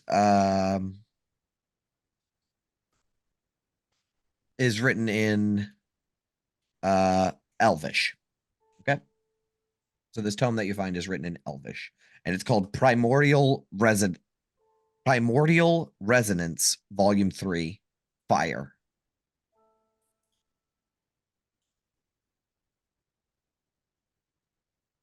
Gabar, you find two interesting tomes. One of which, okay, what languages do you speak? Oh, just Gnomish and. Yeah, but I can read everything right now. Oh, yeah, that's right. Okay, fucking perfect. Okay, so you will see the sort of pages, waver and or whatever, like it's a different language, and you will slightly recognize one of the languages as primordial. And this book is called City of the Ifrit. And then the other book that you find is, because you rolled so high. Boy, this is like a lot of shit. I have like 5 pages of notes. This one. Okay. It is a sort of, it looks like a book that has its covers made of like stone slabs that are like cracked and ruined. It doesn't have a title, but as you flip through it, it has spells in it. And who else do we have here? And so that's basically all the interesting things that you find. Who was first? V. Do you want to check out the book that you got? Yeah. What was it called again? Primordial Resonance something Volume fire? 3. And then Fire. Volume 3. Like a subtitle, Fire. Gotcha. It's volume 3 fire. Out of, say, the other ones. Yeah. And what language was it in again, you said? Elvish. Oh, okay. Well then, sure, I'll I'll peruse. Flip Okay, through so it. Yeah, we'll see. it's kind of basic, and it might impart some useful information, but it's just a guide that explores the fundamental principles of elemental magic, specifically detailing methods of channeling and controlling fire. So it's like how to control fire, how to summon and control fire. But no specific spells or anything are listed within it. It's just the fundamental principles of it. That is not how you do it. Right? It's very different for you. And then Gabar, do you want to peruse your 2 little tomes? Yeah, I mean, as interesting as a city about the Freet sounds, I You're am more far more interested in this interested in the other. spell book. Yeah, so this book does appear to be a spell book, and though some of the pages are ruined, you can notate that there are fairly high level spells in here. 1, 2, 3, 1, 2, 3, 4 spells that are discernible and copyable. There is Erupting Earth, which is a 3rd level spell. Wall of Stone, which is a 5th level spell. Bones of Earth, which is 6th level spell, and Investiture of Stone, which is also a 6th level spell. Okay. I can't cast. You said investiture. I can't cast. That's 6th level. Yeah, and Bones of Bones Earth. of Earth. All right, Yeah. but I can do the other two. If you copy them into your spellbook, sure. Nice. Well, that might be difficult to do. Mhm. Because I don't have any more spell parchment. Didn't y'all just Maybe get start some with from that. I thought we the found them. Abjuration? Yeah, you found a bunch we from the did? Abjuration Tower. Yeah. Oh, okay. I didn't have that written down. There's a whole bunch. There was like the magical ink, the magical parchment, There's all the enough to do a components. lot. Yeah. There's a fuckload of wizard stuff in there. Yeah. Oh, I say for the foreseeable future, you have a needless supply. okay. Yeah, That's and I mean, fantastic. everywhere you go, this shit is just lying around. They built this. They built this fucking city and library out of magical paper and ink. So Phenomenal. Yeah, I'm gonna go ahead and pocket that spell book Mhm. for some studying later. sure. Valin also found a book that's called "The Elegance of Jinn Binding." It's a treatise on the complex art of ritually summoning and binding air genies, emphasizing the quote unquote symbiotic relationship between mages and these elemental beings.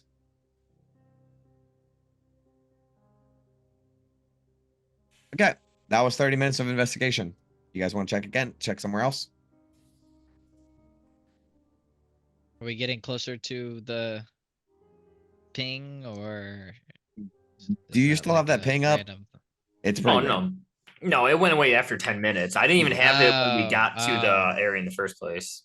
Okay, well, bad. you guys keep exploring, yes?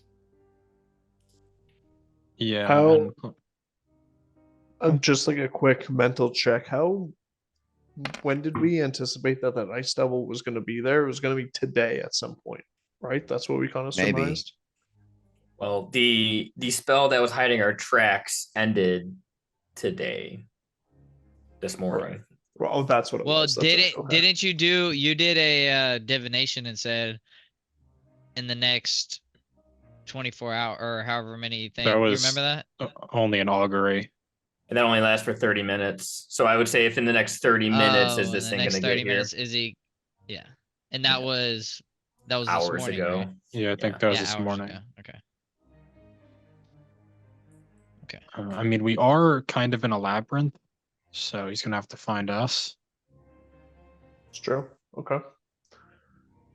Let's bar down. Let's keep going then. You guys find yourself in another one of the historical chronicles repositories.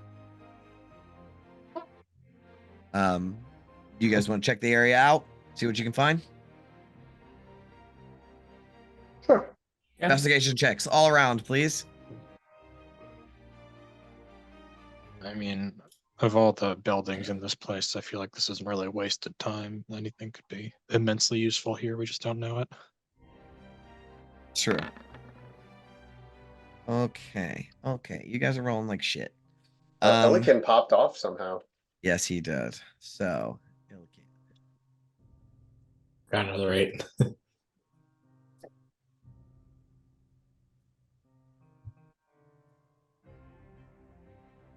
oh, this is interesting.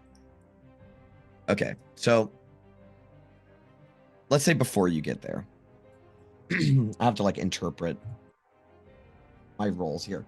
So let's say before you get to the next sort of section, you're walking in between corridors that are still lined with books. Illican, this is strange for you, but you notice, without anyone else noticing, that there is a sort of ripple in the air around you, right? And you're having a hard time interpreting it, right? But we as an audience know the weave seems to be distorted and possibly corrupted or unraveling. in this section of the library that you're walking through, and you notice it.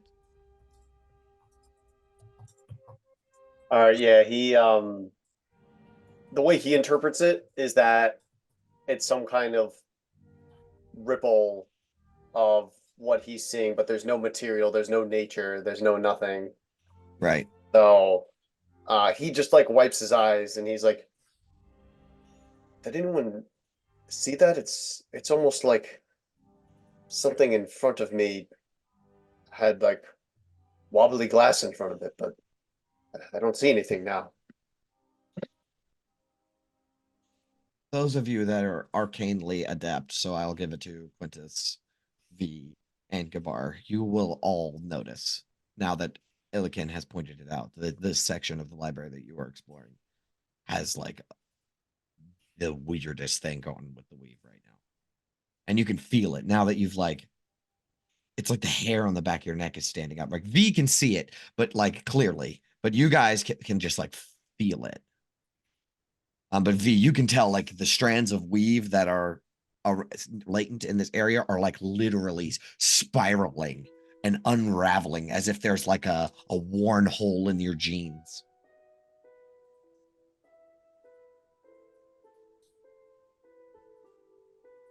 This doesn't feel right. And nobody cast a spell. V was literally doing the somatic components of a spell, and then she stops real quick. What about Illikin's like produce flame? Is that still going? Oh yeah, it totally is. You V will as you look around V, you will notice that not only is Sonar's orbs up, but also this produce flame is up, and the weave is like strands of it are weaving through the fire and going up into this coil of just unraveling, moving magic as if it's pulling from it, right? But also like feeding into it. And I think all of you will get advantage because what ends up happening is you watch it like it's a flame running out of on a bomb. You know what I mean? You watch this sort of arcane seed run up the side of the weave, and there is a pulse in the air above you. So those of you without the arcane adept, you will just feel this pulse of energy, very similar to being in the vicinity of the Mythalar. And acid just rains down out of the sky, right? And it doesn't like coat you, but you can feel it, ow, ow, ow, right? And then all of those pits of acid catch on fire, and a fucking lightning bolt strikes through the center of the hallway that you're in. I need everybody to make dex saves. You all have advantage because you were like warned about it beforehand. Oh, who's in my aura? I guess everybody. Huh? Oh, are we still blessed from the Conjuration Oh, yeah. Tower? Oh thing? yeah, you'll be blessed all day. What's bless? Is it 1d4. D4? Yeah, okay. I have a feeling everyone succeeded. Oh yeah, so everybody Got a succeeded. 32. Hold on, I'm sorry. So- Dexterity save Yeah. with advantage. My bad. Oof. Okay, We'll add a so D4. 12, and then let's see, 13. All right, you just failed, but everyone Yeah. else succeeded. Or 16 with the aura. No, he was- added no, the no, order. no, No, 'cause- he added 'cause- the order. Yeah, I already added it. Yeah. All right, so Illikin, so- it because the flame was in your hand, you triggered the spell, or you triggered this malfunction in the weave, and so you took the brunt of the damage as the lightning bolt struck down. But it was like shape-shifting weave, right? Like, or shape-shifting magic. Like it was like at first it was one thing, and then it turned into another thing, and then it turned into a wisp, and then a lightning bolt strikes down the end of the hallway, hitting everyone, and you all duck out of the way, taking what's half of 15? 7. 7 lightning damage, except for Illican, who takes the brunt of 15.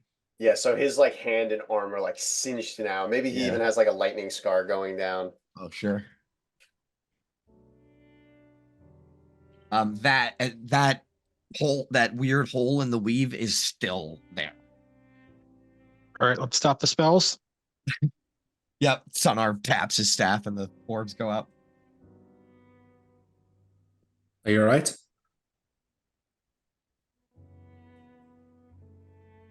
Well, could be better, but relatively okay. Can't see anything now, though. What was that? Where did that even come from? I think flame in my hand triggered it, but I don't know what it was.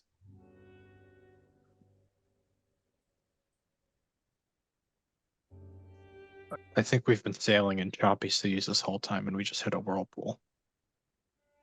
Rope wave. Does that mean we move on to a different part of the library then? Is this just a sporadic thing? Belinda's speed walking out of this area. Yeah, this does not seem I guess we safe. follow her. Sure. Plus, it's just historical repository again, so I don't think. Well, we need to you worry make your way into the that was before you made your way. Yeah. I had to like interpret all the things because I roll see. randomly for a bunch of shit, so I have to like put it all together and make a story out of it. But so now you guys are in the repository and investigating. So Gabar, you find two books of interest. One is called The Ebon Star, and the other one is called Rite of the Arcane Octid.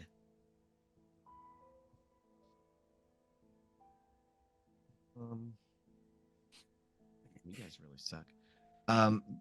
Bless is only for attack rolls and saving throws. Yes. Comes back and gives us a 1-day guidance. No. I can always guidance. Can Quintus, can you just roll again? Like Lynn will give you advantage. Like somebody's just giving you advantage. B's giving you advantage. I'll give you guidance. Everyone's rolls is terrible. Yeah, and you can have guidance too. They were in double digits this time. Okay. Take a guidance too. Sapphire gave you one.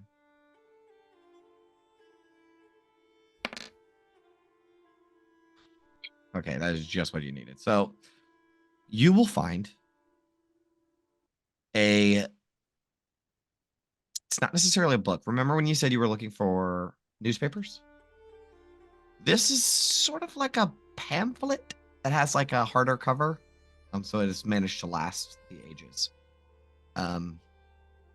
It has like weird, you're not entirely sure like what all of it means. It's like a bunch of events happening in town and stuff like that. But one thing that you do pick up is a section called Arcanist Veneranda. So Gabar, let's go over your books real quick. So you got the Ebon Star and the Rite of the Arcane Octid, right? Yes. Okay. So the Ebon Star, the information that you can glean from it is the rulers of Yithrin named themselves the Arcanist of the Ebon Star. After discover, oh, and also on the cover of this book is a black 8-pointed star that looks very similar to the one that, like Quintus described. This is obviously the symbol of the Arcanist of the Ebon Star. Anyways, the rulers of Yithrin named themselves the Arcanist of the Ebon Star after discovering a black star in the sky, which they named the Ebon Star. United by their celestial revelation, these arcane luminaries governed Yithrin, and their city flourished under the darkened radiance of this cosmic emblem. And it sort of shows you, like, tells you about, like, I don't know, how they discovered this or something. And just to clarify, because it's D&D, when you say celestial, you mean like space, not like upper planes, right? Yeah, it's a black star, which is like a weird description, and they do not detail it. They discovered a David Bowie album and it blew their minds. Basically. And the Rite of the Arcane Octid, the information that you glean is the legendary High Abjurer Toth conjured a protective dome of magical force enveloping the spire of Iriel Arthas in times of dire need. Each arcanist of the Ebon Star held a crucial step in the rite of the arcane octid, the sacred ritual allowing passage through the protective field.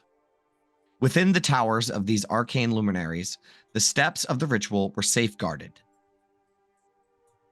That's basically it. That's like the force field thingy. And apparently there's Yeah. this thing called the Rite of the Arcane Octid, Like which is the ritual, a song, ritual. and dance. Right.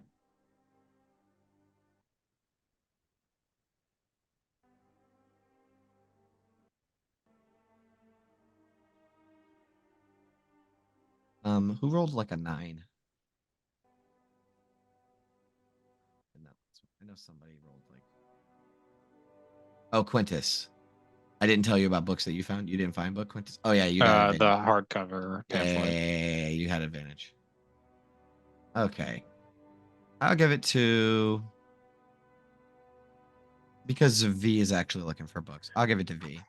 V, you find a book that has like a lightning bolt on the cover, and for a second you're like, oh, this is probably it. But when you like, oh, this might be a spire, you don't know. So you just pick it up. And as you flip through it, you will see that it's like a date in Loros and then a bunch of names in Loros. And it's just a whole catalog of dates and names. If you get it translated, it is an almanac of chain lightning winners. And you will see frequently near the end of it, High Evoker Zadulus and his team have won every annual chain lightning championship for 15 consecutive years.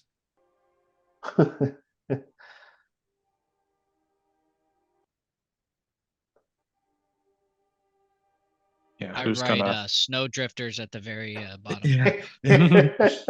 Nice. Represent. Yeah, there's like a 2,000-year gap between the dates. The Michael Phelps of chain lightning.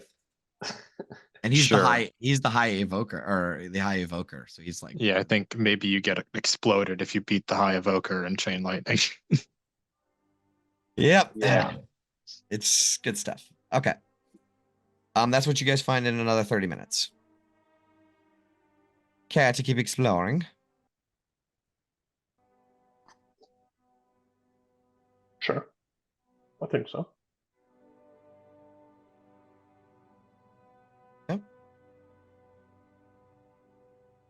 Well, hang on. What haven't we learned yet on that list that we wanted to talk about? The Nether Oak and The spindle, the Spindle Farum. and Farum. Oh, wow. All right. If we don't find anything now, I might burn another locate object spell to help us. But Okay. just keep going. So you guys make your way. Ah. Interesting. Let me see if I can this area.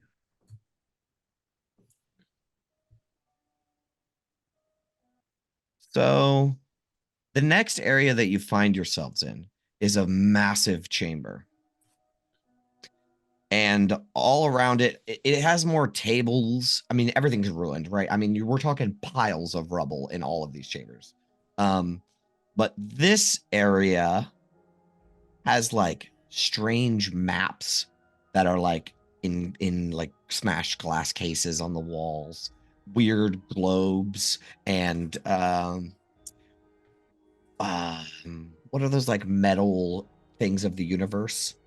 Or the galaxy. Oh, well, I don't know about a galaxy, but an orrery depicts the solar system. Yes, that.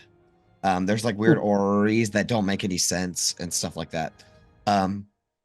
You will find yourself in a section called Planar Cosmography and Treaties.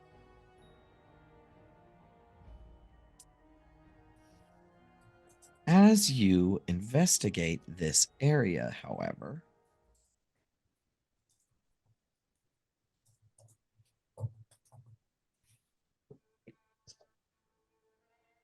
You guys are like just looking around and getting your bearings. When you will see, or you'll hear it actually, like squeaky, squeaky, squeaky, squeaky, squeaky, squeaky, squeaky, squeaky, of like a squeaky wheel going in circles, right? And as coming around a large bookshelf that's been like toppled over, leaning against another bookshelf. These are all made of black stone marble. There is a wheelbarrow with 2 wheels, and it's kind of piled up with books. And it is being pushed by a figure wearing tattered robes and a golden face mask. This is the mummy, or the weird undead guy that you guys saved in the Caves of Hunger. Oh. But you will hear another creature following behind it. And peering into view is a bespectacled, jackal-headed humanoid who carries a bundle of scrolls. I will show you a handout of this guy. He's wearing like purple robes. He's got little glasses on the edge of his jackal, or like what's another like a fox looking head, right? Vulpine. Yes. And let me show you a handout. This guy looks like. See.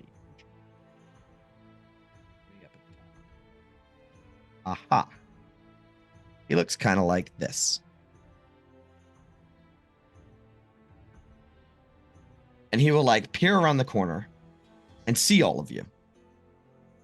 Well, what do we have here? He will say to all of you.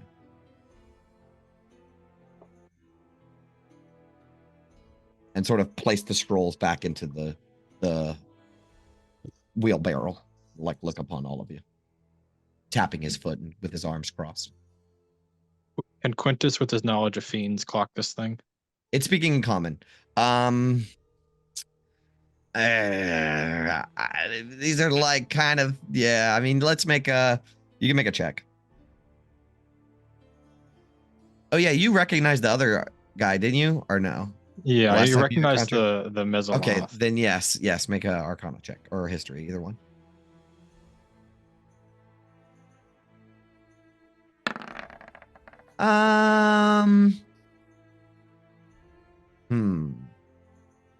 I think that you may acknowledge that you've heard of creatures that look like this before. And you kind of put the name Arcanoloth or Arcanoloth to it, but you don't know a lot about them. So yeah, you might clock that. Yeah, it's like a type of fiend for sure. But he has his arms crossed and he seems very like disappointed. Well, speak for yourselves. We're doing a bit of archaeology around here. The city seems to be abandoned from the perspective of the outside world, at least. So we're taking a look around to see all the knowledge that was lost. No. You cannot have Scriven Scry's books. This library belongs to him now. We weren't gonna take anything. We were just gonna read. No! These are Libraries Scriven before. Scry's books, not for mortals. I'm sorry, are you Scriven Scry? He is Scriven Scry. Who are you?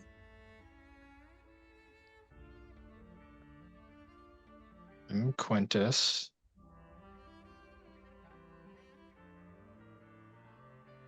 This is not your library.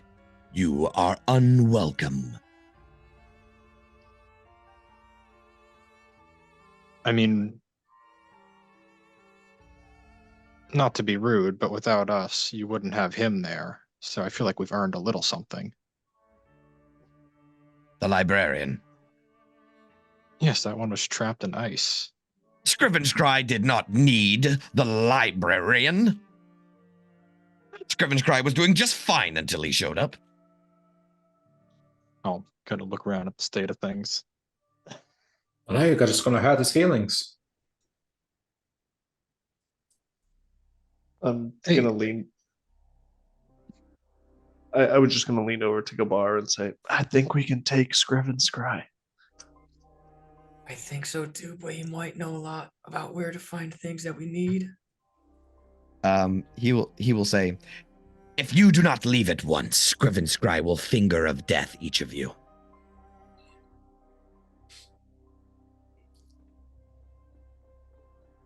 Can I Now, see if Any he's insight? Yeah. Yeah, does Oh. that sound like a real thing? Please make an insight check. I want to know, can this thing really finger death 7 people? Ooh.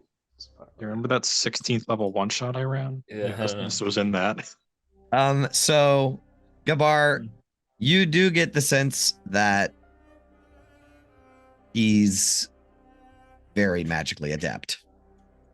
Whether or not he can cast all of those Finger of Death is unclear. He doesn't seem to be bullshitting about being able to cast Finger of Death. I will add, Sure.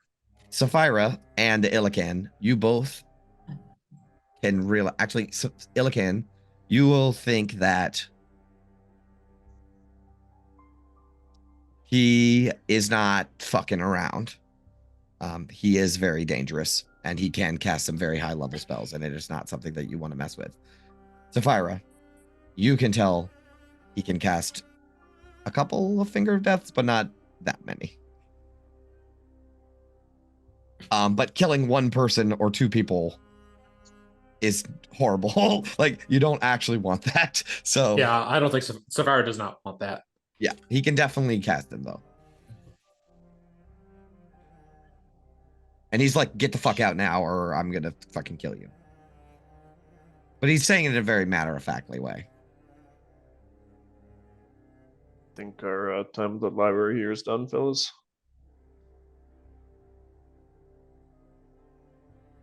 I would say so. Perhaps we can make a trade of knowledge before we go. It seems if you're a librarian and you are eager to hoard all of this to yourself, perhaps there's something that we can trade before we part ways.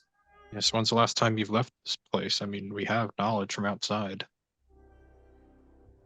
He will blink his eyes at you. Scriven's Cry has only been here for 4 or 5 days.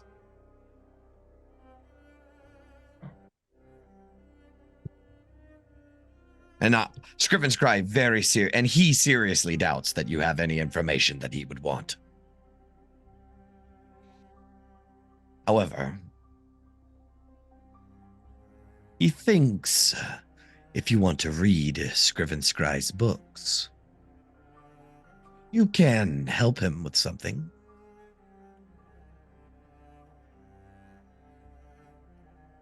Is that something, a giant golden golem walking around with a graveyard on its back?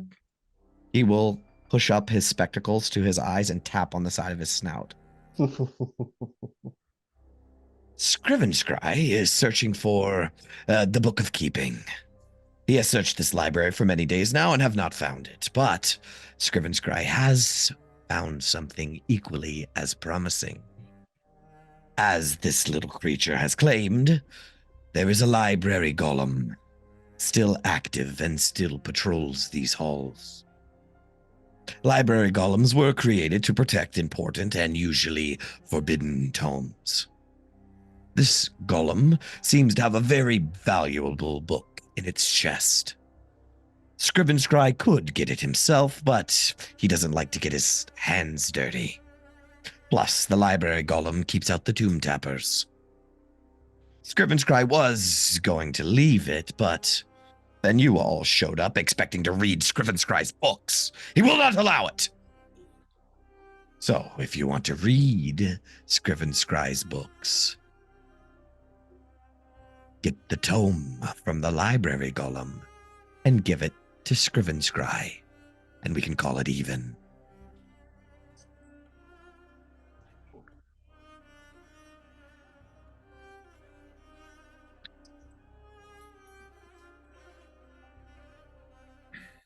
Because Seems bad. Scriven Scry seriously doubts that you have seen the forbidden section.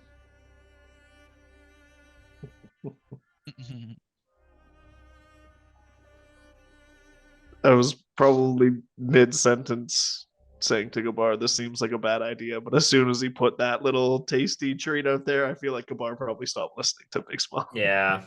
One ear, not the other right now for any word of caution. Forbidden section. Yeah, oh yeah. And Scriven Scry is good at navigating these halls. He will have no issue leading you there. If you are willing to help him.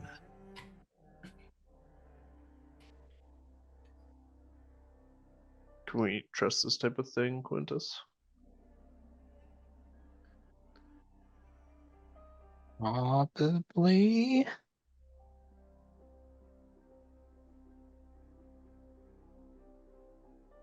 If not, you are welcome to leave now. What do you think, gang? I think the risk outweighs the reward on this one. Sorry, I said that backwards.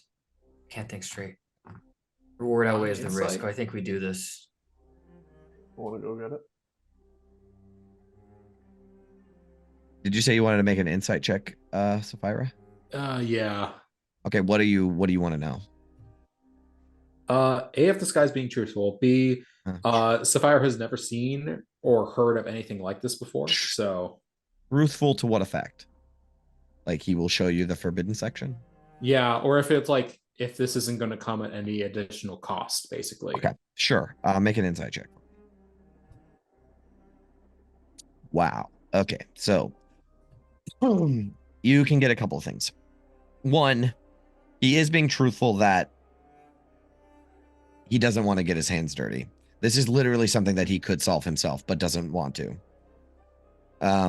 It's just it's beneath him. But you feel like he's probably just gonna leave after you give him the book. He searched the place, didn't find exactly what he was looking for, but did find this book, and he was gonna leave, but you guys showed up, which is a perfect opportunity to give him what he wants, and then he will leave. Get that? Okay, but leave us to look, like leave this section basically. Yeah, I mean, you guys can like explore to your will. Right now, he's like, if you don't get out of this library right now, I'm gonna kill you. Gotcha. So either leave or do what I want. Those are your options. And he's very sincere about it. Guess I'll look over to the others and I'll say, how much time are we really going to spend on here anyway?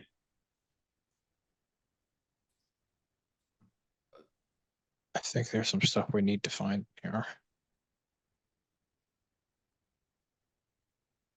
I may never leave this place. I'm not gonna lie. Oh, looks like we do got to kill this thing after all, then. Though I find myself not very useful in here, I must agree. We have hardly anything to go off on with this nether oak and the other things we were looking for. This could be our only chance to get some good information.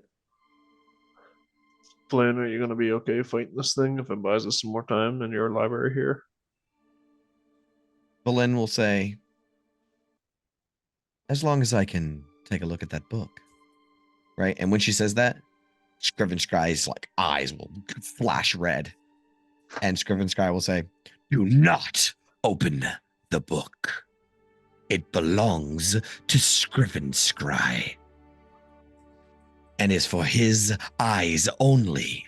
If you open the book, he will know. And Scriven Scry will just have to give you the finger of death, as he promised.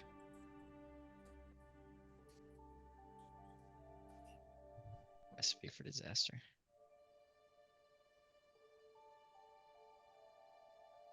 Good. Sorry, I'll try and say this like cone of silence here too for a few feet away. Like, if we Right give there. this guy this book, is that like a bad thing too? Like giving like a nuclear warhead to like a mad, like insane dictator type person?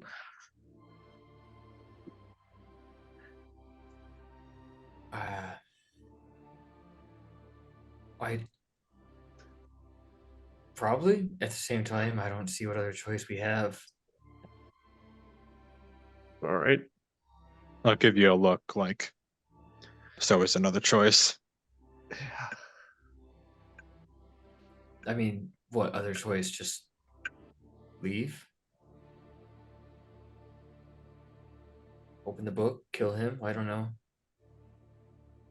Well, let's maybe head off towards this golden golem and make good on this promise. Scriven Scry will cross his arms and tap his little furry foot, and he will say, He does not have much patience. Will you do this for Scriven Scry or not?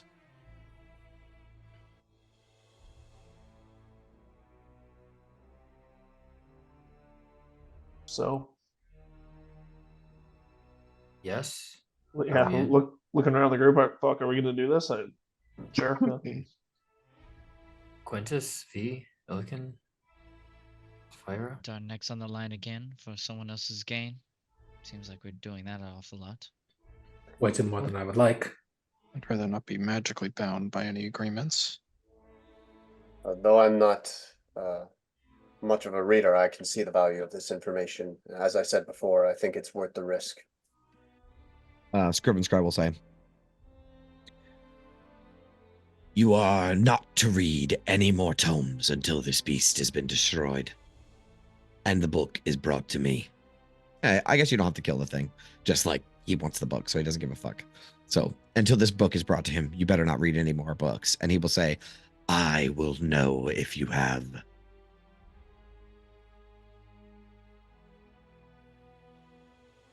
Think we maybe got to do this then.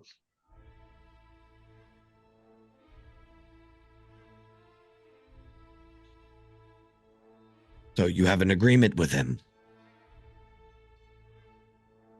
Suppose we do. Reluctant nods all around. Well, Scriven Scry will wait for you here. He has a bit of literature he needs to catch up on anyways. Do not disappoint Scriven Scry. He will be forced to kill all of you.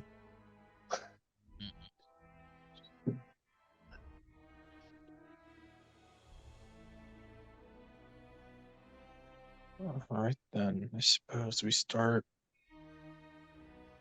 just walking in a direction and hope we end up at this thing. Is that how we navigate this place?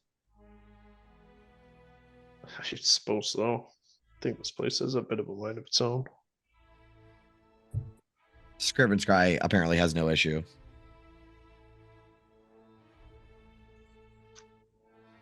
All right. So you guys are going to leave this area? There is a bunch of juicy books all around Yeah, I about really want planar stuff. to search this area, but Yeah. I also don't want to have the conversation I want to have with an earshot of Scriven Scry. Sure. All right. So you guys can start heading in a direction if you want, leaving Scriven Scry behind, who will return to the mummy who's been pushing this cart around and with the golden mask, and he will like pick up the scroll and undo it and, you know, glance over it, you know, peering down his glasses.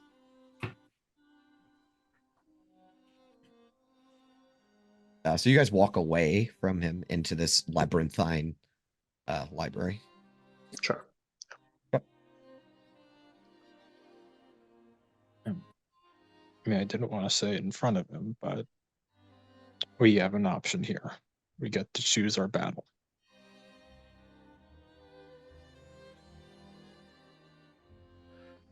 Yeah, I mean, I think the good thing about if we kill Scriven Scry instead of the golem is that we're not arming this like weird reading devil thing with a bad book. Whatever this creature is, it does have powerful magic, though. Is that something That we're thing going to had- risk? That thing had a bunch of corpses strapped to its back and spikes that will gore us. So it's pick your poison. Either way, I do not have the power to bring anyone back right now. This dude is a nasty spellcaster. I think whoever rolled the check to see if he's like bullshitting. I'm looking at his stat block now. He's a very good spellcaster. If you can cast at least a couple finger of deaths. He has up to 8th level spell slots. Okay. Hey, Geo, I don't know if you were here, you glossed over this part. We have 5,000 gold pieces worth of diamond dust right No, now. no, it's not the materials. Oh, Illican okay. means like he is tapped on resources. Okay, Like he just has no making sure that spells. you knew that we had that. Yeah.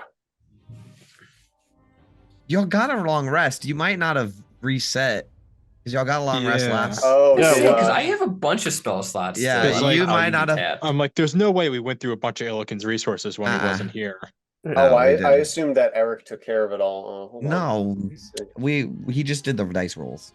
He just did the dice rolls. Got Yeah, it. that's your sheet, man. All right, let me let's see. How much damage Yeah, did so- I take? so you should be- before? 15. 15. Yeah. Oh, Yeah. also with that damage, you have evasion, right? Big Smile. So you wouldn't have taken any of that lightning damage. Oh. Yeah. It was a deck save. Oh, right, okay. Man, that's like your best ability. You gotta remember that one. Yeah. Fortunately, I Finger of think, Death is not a deck save. Next time I miss a session, I'll take notes on it like I usually did. I was a little lackadaisical this time, and it's That's biting me. So yeah, continue. Like what you guys were doing. What do you guys want to do?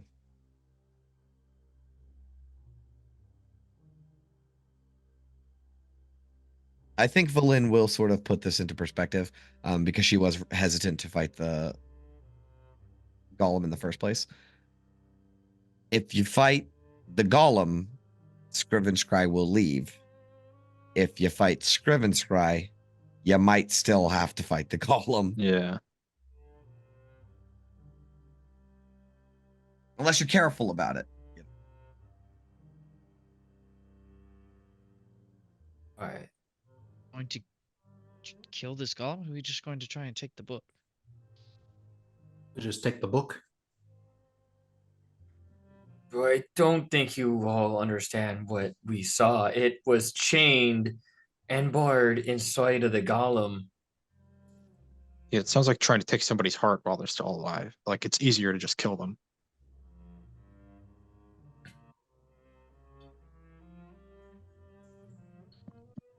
Also, I don't know if this book was powering said golem at the same time. Maybe removing the book just will shut it down, but I think just killing is probably the easiest course of action. Or like restraining it, maybe. Just really, really trying to get us all killed, huh?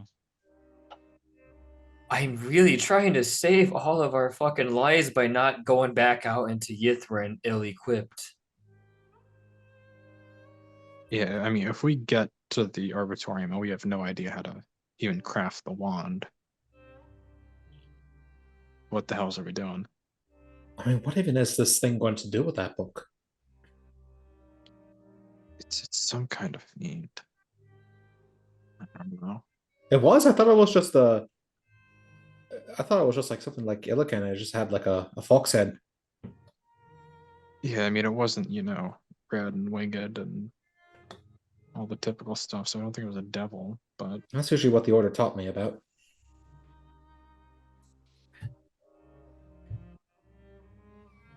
I've definitely never seen such a creature. I would mean, maybe it's better- assume it's Fey, but it's better than us getting whatever curse is on that book. I'm okay not taking that book if we get all of these other books in return for it. So we go after Scrimmenscry then. No, we go after the golem, give the book to Scrimmenscribe. Don't open said book, V. And That wasn't then a we can hallucination continue. either, V. He really was jabbing at you. Just That making goes for sure. both people whose Awful rude names have lately. V. I'm surprised Gabar doesn't want to open it. I do. Gabar really fucking does. Gabar also doesn't want to fucking die. It's so good. It's so good. We'll see when we get there. It's also so bad. It's so bad. I don't know. I mean, this thing has multiple fingers of death. I don't think Gabar wants to fuck with it. Who knows? Maybe this golem will be no sweat, and we can just take them both easy. Golem actually has 10 HP. Then what's the Whatever we're plan? doing, let's do it. If we're going I after guess the Gollum, let's go. golem. Two birds with one stone. All right, I can Yeah. save a few of you. Just don't all die. You know, I'm just if that thing is a fiend, I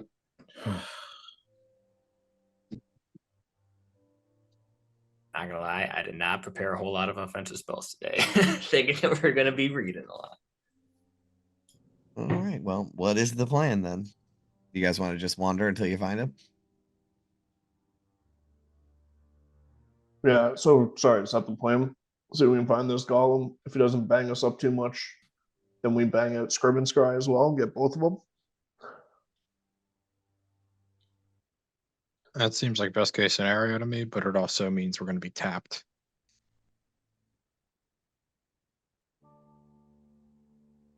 Yeah.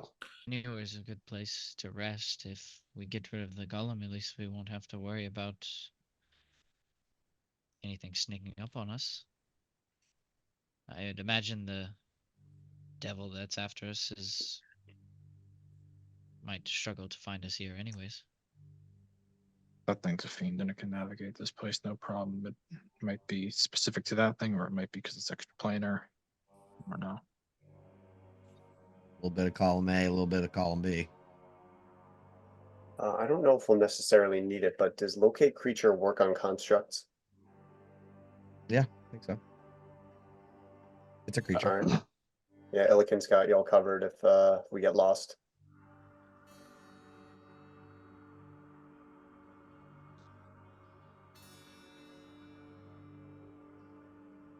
Yeah, for sure. All right. If we got to rub one of the two out, I think Scrib and Scry's a bigger threat. I'm nervous about giving him that book, but I agree. if we just want to get him out of here so we can do the library, I think we can snuff out that golem pretty quick. I think the information here is too valuable to not try and get rid of both of them. And just taking out the golem and handing over the book is path of least resistance. Yeah. Yeah. Might be all we can afford in this shithole. Okay. I mean, we do got to consider the Ice Devil at our tail too. So maybe we do the path of least resistance until we know that Avarice isn't nipping on our heels. Let's go. All right. Fuck it. All right. You guys move on. I hope the hallways are kind to us. Okay. If this Don't. is- Remember, no fucking with books or the deal's off. No fucking way. Oh, wait. Okay, so on your way, during your sort of search for this library golem, two things happen. One, who has the highest passive? Perception, yeah, me, definitely. Illiken, as you walk, you accidentally kick something metal, and you look down, and you see a golden face mask. It appears very similar to the one on the library golem and the one on the mummy librarian.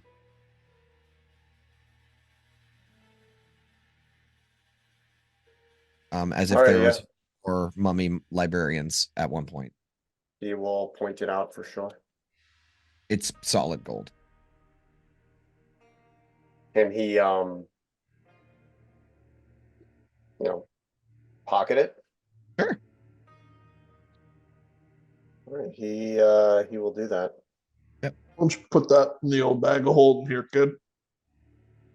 Sounds like a plan.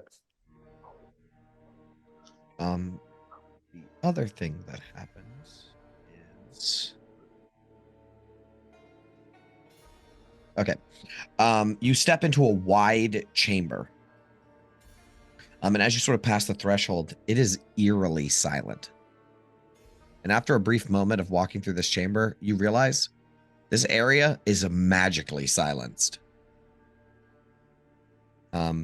Rows of ruined tables, not so many bookshelves, more tables, lie scattered amid the remnants of demolished bookcases. Fractured walls expose the chamber to the freezing outside air, coating every surface with ice.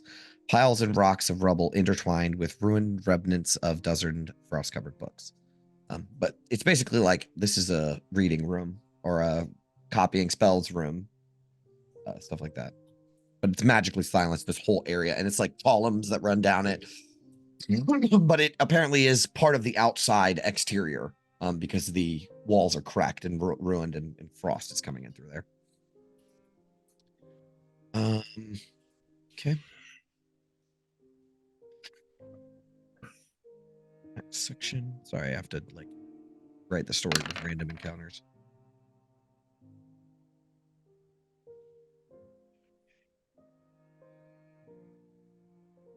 Okay, after another 30 minutes of looking, you have not found the library golem. Is there any other tactics you wish to impose to find it, or just keep wandering? Maybe if we all think about where we want to go. Maybe. Or the shot. Library Mind can golem. be a powerful thing. Big Small will Where's the start library? chanting the library golem under his breath. Okay. Could I cast locate object on the book? I think because you haven't seen the book, it would just be book. And You're right. you And there's a lot of immediately- those here. There's a fucking billion of them. So probably wouldn't be a good use of the spell. Does everybody try to think about this golem thing? Yeah.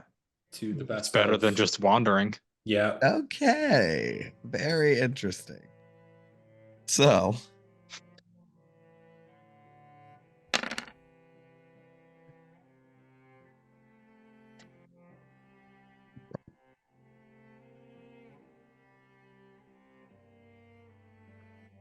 okay. So you find yourself in a main archive section of the library. Not a lot of like specific books. And as you guys are walking, shining your lights, trying to, see what you can see. Those of you with high passive. So what is it? Quintus and Illican. You guys, you'll the ground rumble with steps.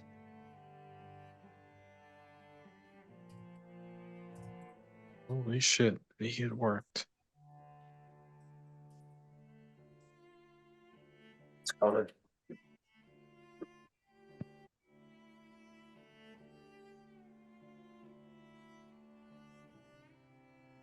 Coming around a bookcase. If you guys don't do you guys take defensive position? It seems nearby, but you don't see it because there's just towering bookshelves in the way. Yeah, I guess you start like putting your arm out and like shoving people toward the wall to like press up Sure. against it, so we're not just like. All right, so you a guys deer want to in make a headlights. you want to make a stealth check then? Yes. Yes. Yeah. Do it. Yeah. Ambush. Do so.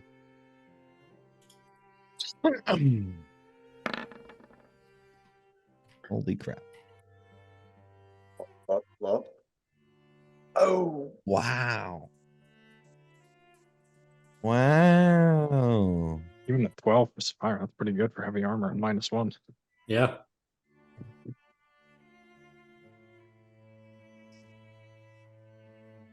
Okay, so everybody succeeded. So it doesn't notice you as this right, but they're not loud steps. I just want to reiterate that it's not a lumbering giant thing. This is a library. It has very fluid and soft motions, but it crushes shit now in books and all kinds of shit as it walks, so you can hear it. And coming around the side of a bookcase, you will see just wrapping golden, like metallic, like armored fingers wrap around the side of a bookcase, and that's all you guys see. And then it lumbers itself forward. This giant library golem, golden golem, and these little spirits flick in and out of the cracks in its armor, or like these, where the pieces lock together to make this metallic creature. These spirits like fly out of it, and you can see some of them have like these screaming faces of horror or like skulls as they like flit out of its body, and there is just a moving pile of corpses on its back. Some of which have golden masks on, these little humanoid corpses. It does not notice you, as through the dark, like you put out your lights and stuff, and through the darkness, it just sort of rocks right next to you guys. In its chest, wrapped in chains and covered in bars and just seeping green necrotic energy, like this neon green necrotic energy, is a black book. What would you guys like to do?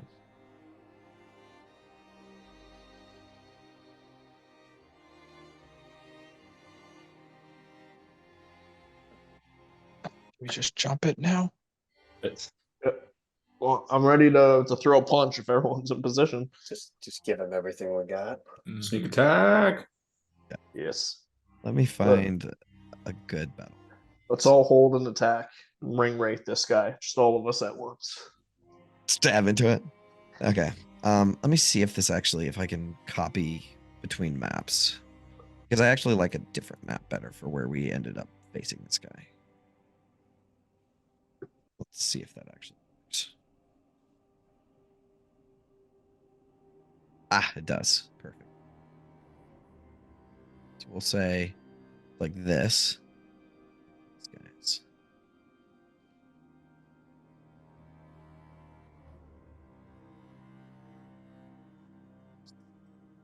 All right, and then here. Okay, now I got to put all you guys on a token layer. Sorry, guys. I expected to use a different map, but I like this one better. For like where we have ended up.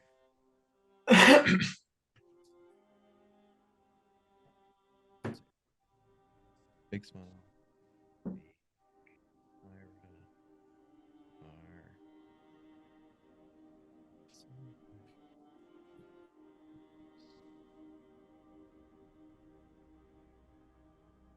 Lynn. Oh my god, the Shield Guardian's been with you guys the whole time. Whoopsie. All right. You just kind of bumps in with the golden golems. Yeah, I'm gonna put you guys on the map. Can you guys see your tokens? You should be able to see the whole goddamn map, right? There's no no lighting. There's no lighting layer on this one. Okay, so you guys are all hiding behind a bookshelf, right? And you will see this huge hulking library golem. Put your tokens where you think that you would be behind this bookcase.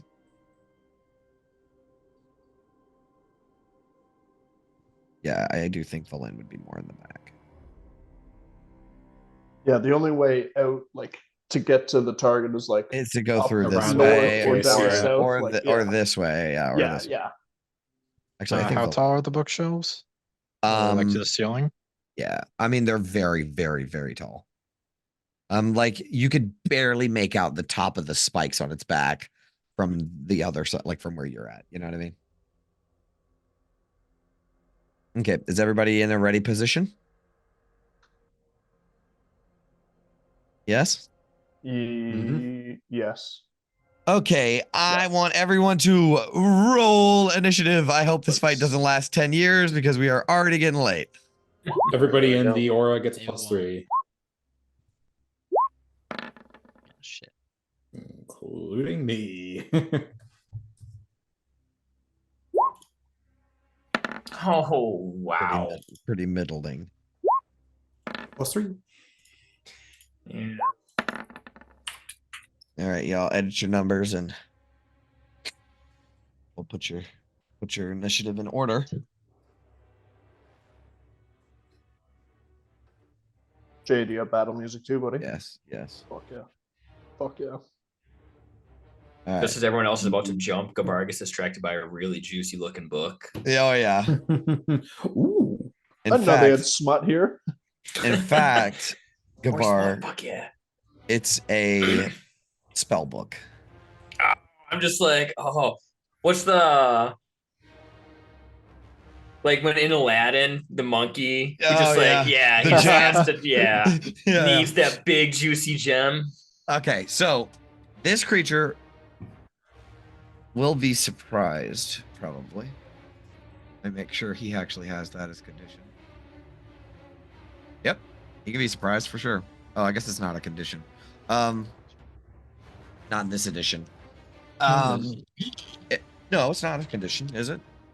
Yeah, because you lose it at the end of your first turn in combat. It- just means you can't take actions or reactions. But it's not a condition. Yeah. We treat it like a condition, but it is not a condition that would be listed in condition immunities, right? Yeah, fair. And not in this one. In the next one, it will be though. From what I understand, anyways. That's So- weird. Yeah, so people treat it more like a. That's why they keep saying surprise round instead of a Yeah, condition. yeah. But it is a condition. We will treat it. It is a as condition. such. It's just not treated like one. Correct.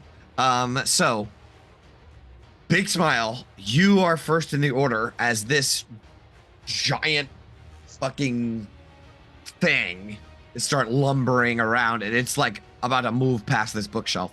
I guess this bookshelf wouldn't actually be there because the holes need to be big enough for a library golem to fit through. Okay.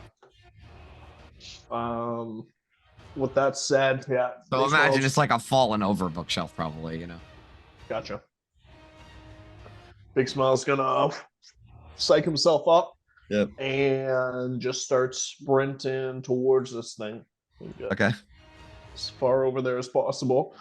And let's just start it. We're still blessed, yeah? Oh yeah. Okay. Let's see if this thing is even stunnable. Sorry, 25 to hit. Definitely hits. Yeah. Okay. 10 bludgeoning, and Okay. let's try a key point for a stunning strike here. Con. These things look pretty constitute, but con save 16. Okay, so he took 10 damage, right? Confirm. And then you try to stun him, and he is immune. Okay. Good to know. Don't stun him. It won't work. Fuck. I'll take another punch with my second attack. You action. did like it takes key points to use your stunning strike, right? Yeah. Sorry. I Okay, so still you still burned the key point, yeah. Yeah, 100%. 100%. All right. And you got a 15 Yeah. off this metal creature. Okay. Let's try and be a little bit smart for now. I'm gonna burn another key point and do the dodge action as I do Okay. my impenetrable tortoiseshell thing. Okay, so here's what happens. This thing had not paid you any mind, and there's like a crumbled bookshelf in front of it, and it's about to like lift up and step onto this crumbled bookshelf and continue lumbering its way forward. And you quickly dart from under or from behind this bookshelf, like slide across the floor, reach Cool. up and just punch it. And the first one reverberates through the metal, right? And you feel like if your fists weren't magic and aren't made of like the hardest substance known to man, like adamantine, you would not have affected this thing at all. But you punch into it, and your punch sort of reverberates out. And it does a little bit of damage, and it'll step back, right? But it just has this, it doesn't have any expressions. It's just a mask that has like no eye holes or anything. But immediately after you hit it and this reverberation comes out, spirits swarm out of its body. And they will like starting to assail you, right? As they like flit by your body, you're like having to dodge underneath of them as they like fucking they have like skulls Like- and weird wispy robes, and they're like flying after Literally you. punch the hornet's nest here. Yes, you did. Let me give you a little handout. I tried for like a little while to find a good handout of the spirits. I found a cool one, but it's not like.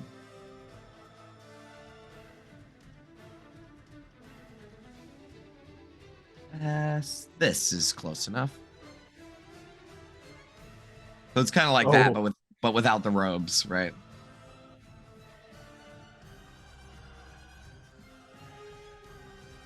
Okay. Is there anything else that you would like to do with your turn? That is it, sir. Okay.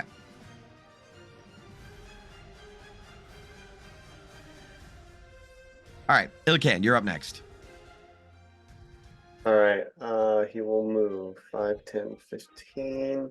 The golem like takes Big Smile's punch and takes one step backwards, like lands on a back foot kind of thing. But it's still like just lumbering. It's a construct. So go ahead. Sonar's not on that turn order. Well, we'll get it. I swore I started roll with, for him. Here. Okay, go ahead. We'll do a little old reliable moonbeam. Okay, a moonbeam Yeah. comes down from the heavens. All right. There we Anything go. else? We'll see what effect it has on his turn. Should I wild shape? Oh, these bookshelves are really tall, right? Mhm. Yeah, it's pretty tight. Illican will stay in his normal form for now. Okay. So I think that will be his turn. Okay. Quintus, you're up. I'm going to.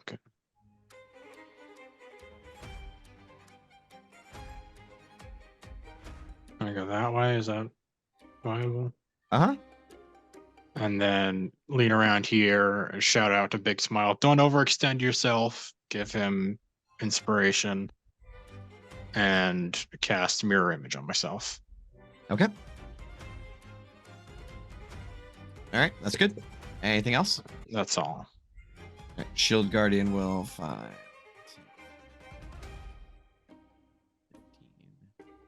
15, 20, 25, 30.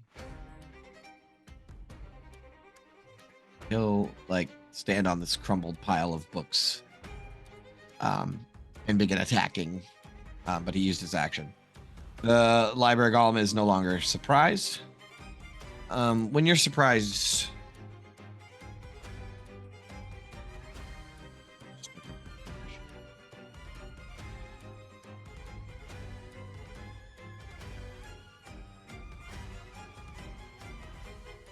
okay. Okay.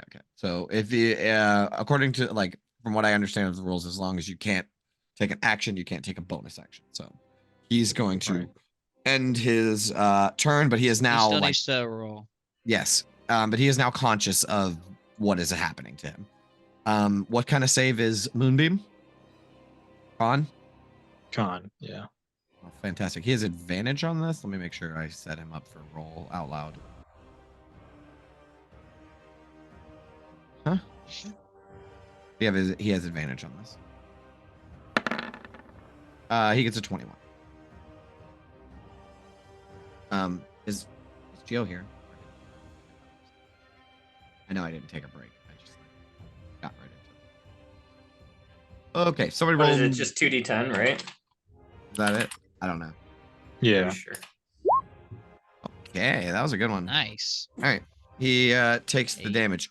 Oh, I forgot to mention. So, but he takes half of that too. 8. But I forgot to mention at the start of his turn, the armor that bent and broke when Big Smile like punched it, it snap pops back out. Damn it. Did we do the moonbeam? Sorry, I had to go to the bathroom. Yes, we did. I just threw up 2d10 for you for that. Got it. What happened at that last part? I missed it. He healed Oh, okay. at the start of his turn. Yeah, I wouldn't know. Yep. All right. Well, V, it's your turn. It's no longer surprise, as it will like Excellent. clench its fists and raise its head up, ready to fuck somebody up, as necrotic energy like swirls around its arms. All right. So, just a quick reminder: how high did you say these ceilings are? The ceilings like 25 feet. Yeah, the ceiling 25, and then the bookshelves are maybe 20. like 20-ish. Okay. All right. Let's see if I can even see them in one turn. 5, 10, 15, 20, 25. Yeah. All right. So I'm going to run around.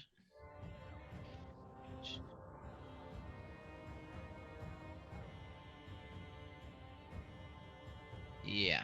And I'm going to go 5, 10, 15, 20, 25 to here. 25. Yep. And then off in this back corner here, like up high on this bookshelf, so I don't get a big smile. I'm not really worried about the shield grinding, but I can position it to where it's a 20-foot sphere is what I'm doing. So I'm gonna do like 20 foot from here, so like Mhm. this point, right? Well, that will get big smile, right? It shouldn't. Oh, that's the yes, point you chose? Yeah. Or yeah. Yeah, okay, I see it. You're like in the middle of a square, right? Yeah. Okay, I see it. 5, 10, 15. Yeah, you're good. Yeah. I will cast. What the heck? What measuring thing? Synaptic static. Yep. Does it deal psychic damage? It does. It's immune to it. Ooh. Okay. It still needs tough. to make a save. Post a spell?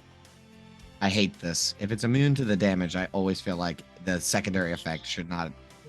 Okay. That's my.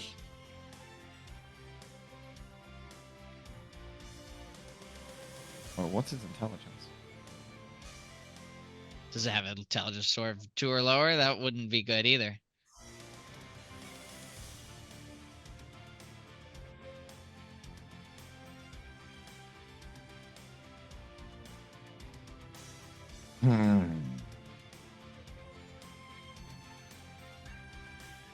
I don't want to do this to you, man, but like.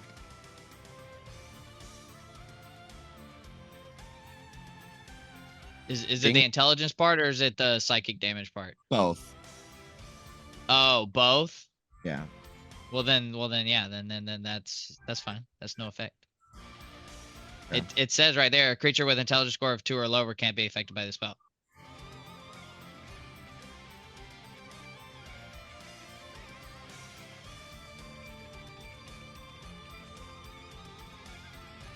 This spell doesn't affect him. Okay. Then as a bonus action, I will quicken and cast oh well that wouldn't do anything either way. That's psych damage. I'll just do a firebolt. Yep. It's a that miss. should yes. Okay. You hit it. But it just doesn't seem affected by your damage. Melting The point of damage- gold's a little higher. Yeah, exactly. His AC is higher than that. I'll use the last 5 feet of my movement to just move back a little bit. Okay. All right, that's your turn. And that'll be my turn. Yeah. Yep. Sonar will go. I guess he'll just hover up 20 feet, where he can see over the bookshelf. And double moonbeam. Hell yeah. There it is. Be Sonar's moonbeam. All right, double moonbeam.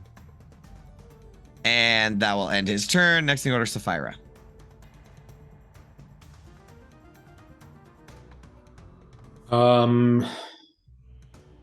Do I go for a triple?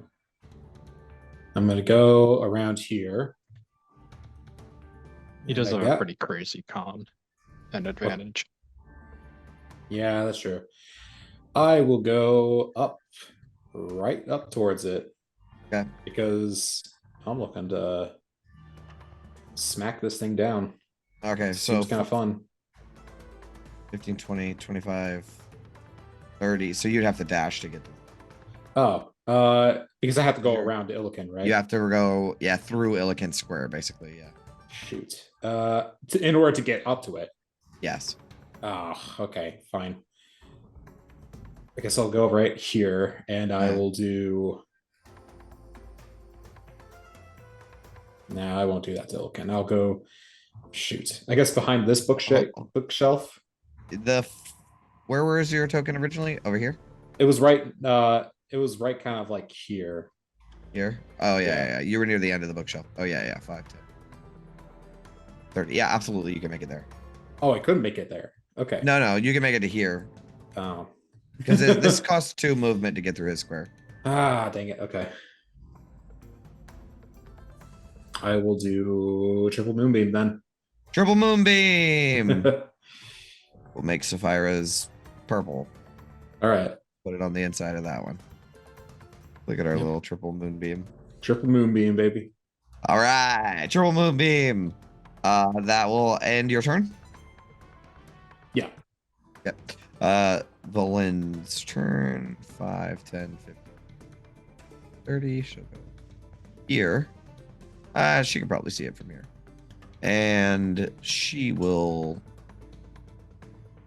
I don't know. What do you want her to do, Eric?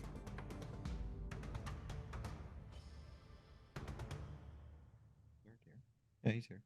Hey, Eric, are you here? Tasha's hideous laughter. Would that work? Let's see.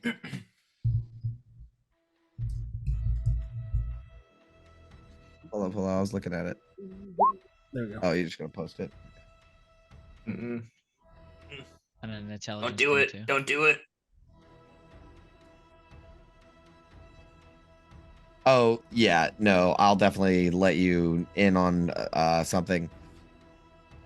You would know from V's previous failed spell, in a sort of meta sense, that this creature would not be affected by the spell.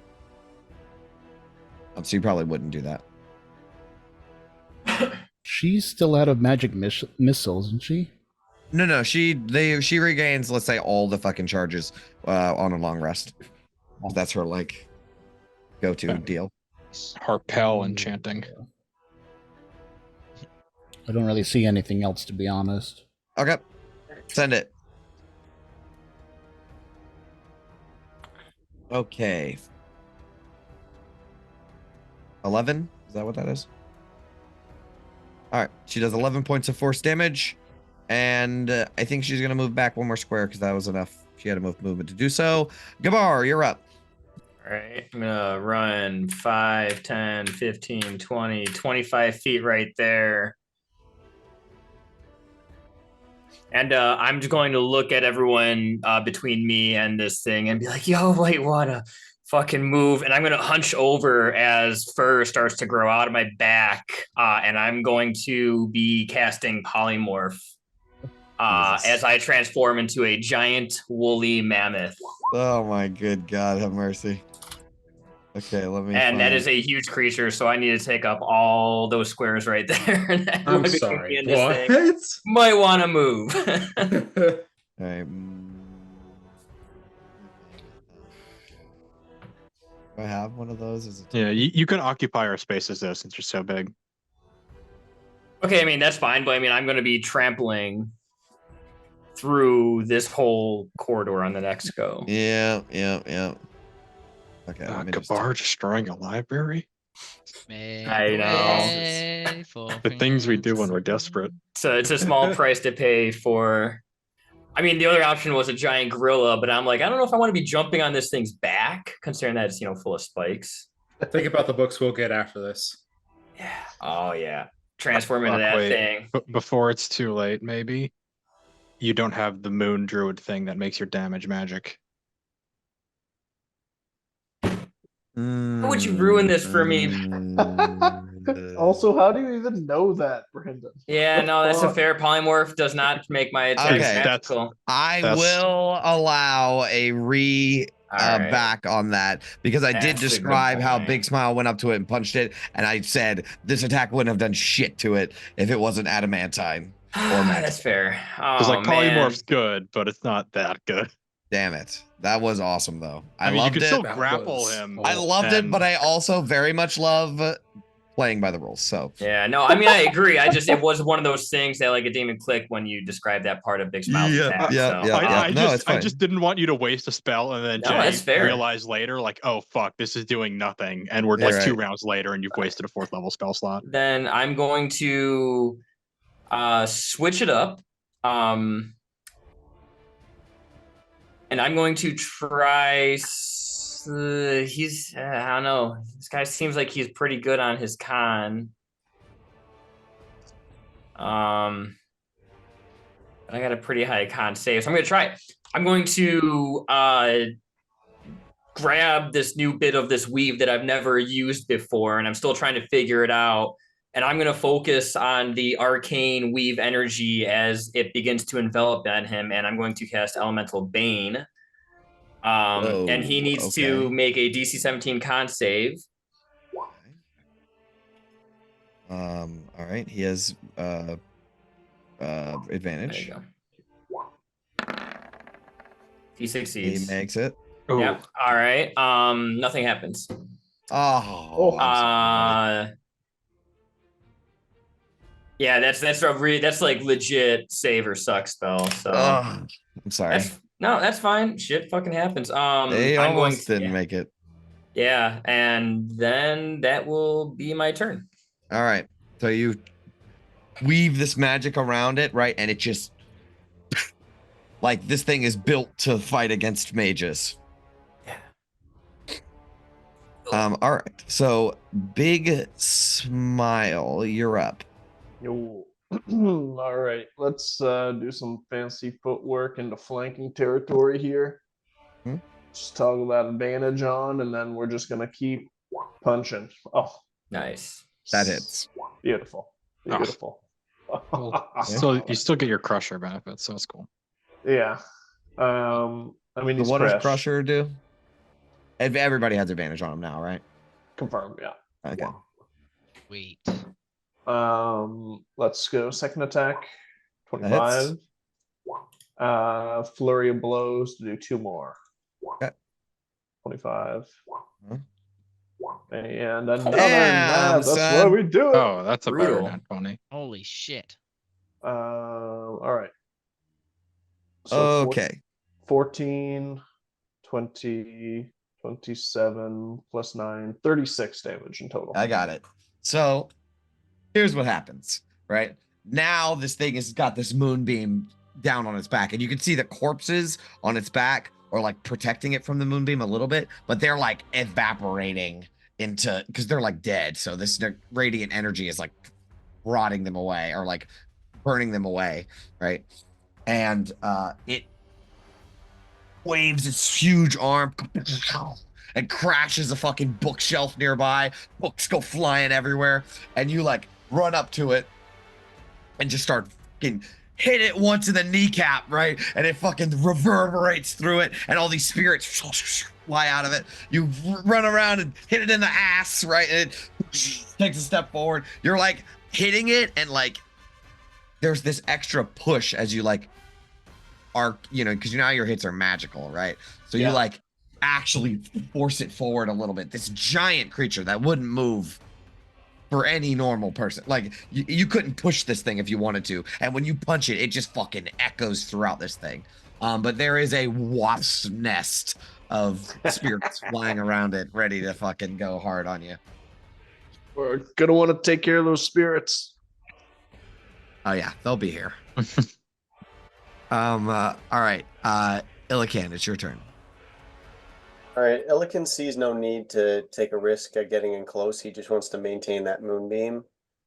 So let's see here. What can he do? Not much.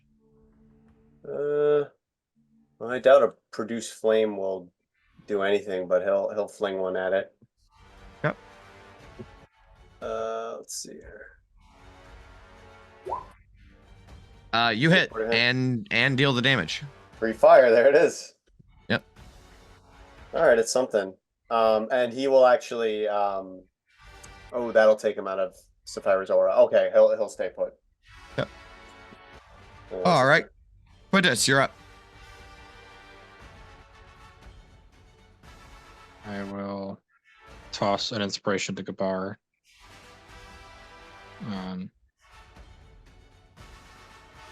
Brendan will say sorry for fucking up your thing. No, it's fair, man. It's all good. Yeah, Will likes the rules too. He's a rules Yeah, guy. I know. I play by the rules. I'm fair with it. Did the radiant damage from the moonbeam seem to affect its regeneration at all? No. All right, I'm gonna chill touch and make it.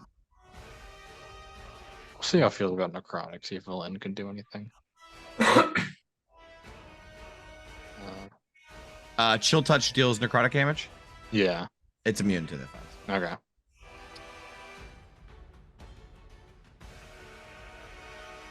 All right, listen to me, guys. I know it sounds like that'll be my bullshit. turn. I am making a ruling here and now. If the target is immune to the damage of the spell, it is immune to the secondary effects. That is my ruling from here on out for the rest of forever. I don't like breaking down a spell like that. I think it's only fair. If you can't deal the damage to it, why the hell would the secondary effect pop off? If you can make a niche case for it, I might can buy it, but those are edge cases, Yeah, like not the rule, maybe Ray right? of Frost physically covers it nice and restrains it, but like Maybe, yeah. right? We'll see. But like vicious mockery, like if it doesn't affect it, it doesn't affect it. It doesn't affect it. Yes, vicious mockery is a great example. Like I don't see why it would still be fucked up in the head if the damage did nothing to it. That's my ruling from here on out. So like, that's kind of shitty, but I don't feel like breaking down spells like that. Okay. Is that your turn, Quintus? Yeah, action, bonus action movement. All right, the Shield Guardian's gonna start punching this thing.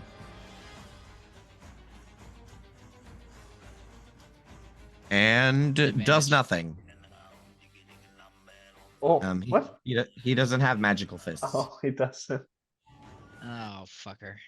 Yeah. He's trying his best. So he is trying, right? But unlike how Big Smile can like put that sort of extra monk oomph into it, he doesn't have this. And like I said, it's like actually when he punches into it, his fist cracks, right? Like it's hurting the Shield Guardian to damage this thing. Because it's harder than that. Just hold him down. Just stay there and flank. That he learned his lesson this turn. It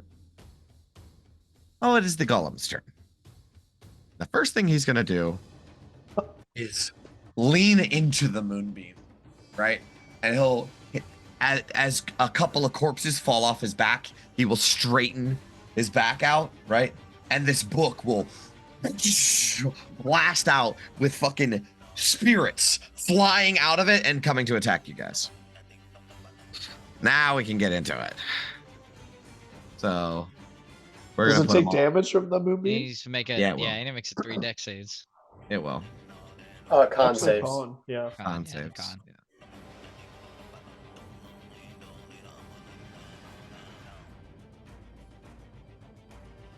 This fight is about to get significantly harder. Yes, this is a very cool monster. All right, so we have Spirit.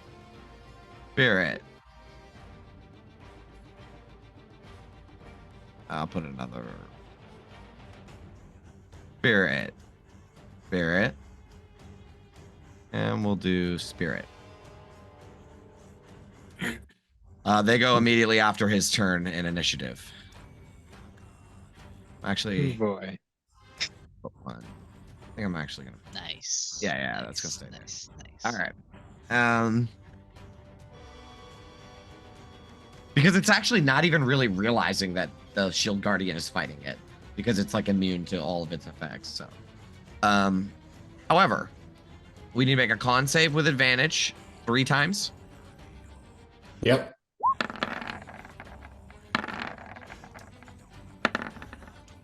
Okay. Nice. Failed one of them.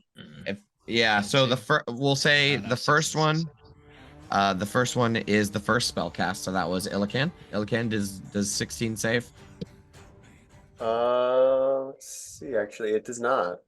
Okay. He fails the first one. All right, He fails the second one and does a 16 save against, or does a 19, I'm sorry, save Oh, yeah, against Sapphira. Okay. Yeah, it does. All right, so everybody roll your damage. Illa can roll twice for Sonar, and then Sure. Sapphira, you can roll once for yourself. All right. Okay. It's for Elikin. Oh, he also gained health back. Yeah, I was gonna Ooh, mention. yeah, I keep forgetting about that. 21, So half. 6.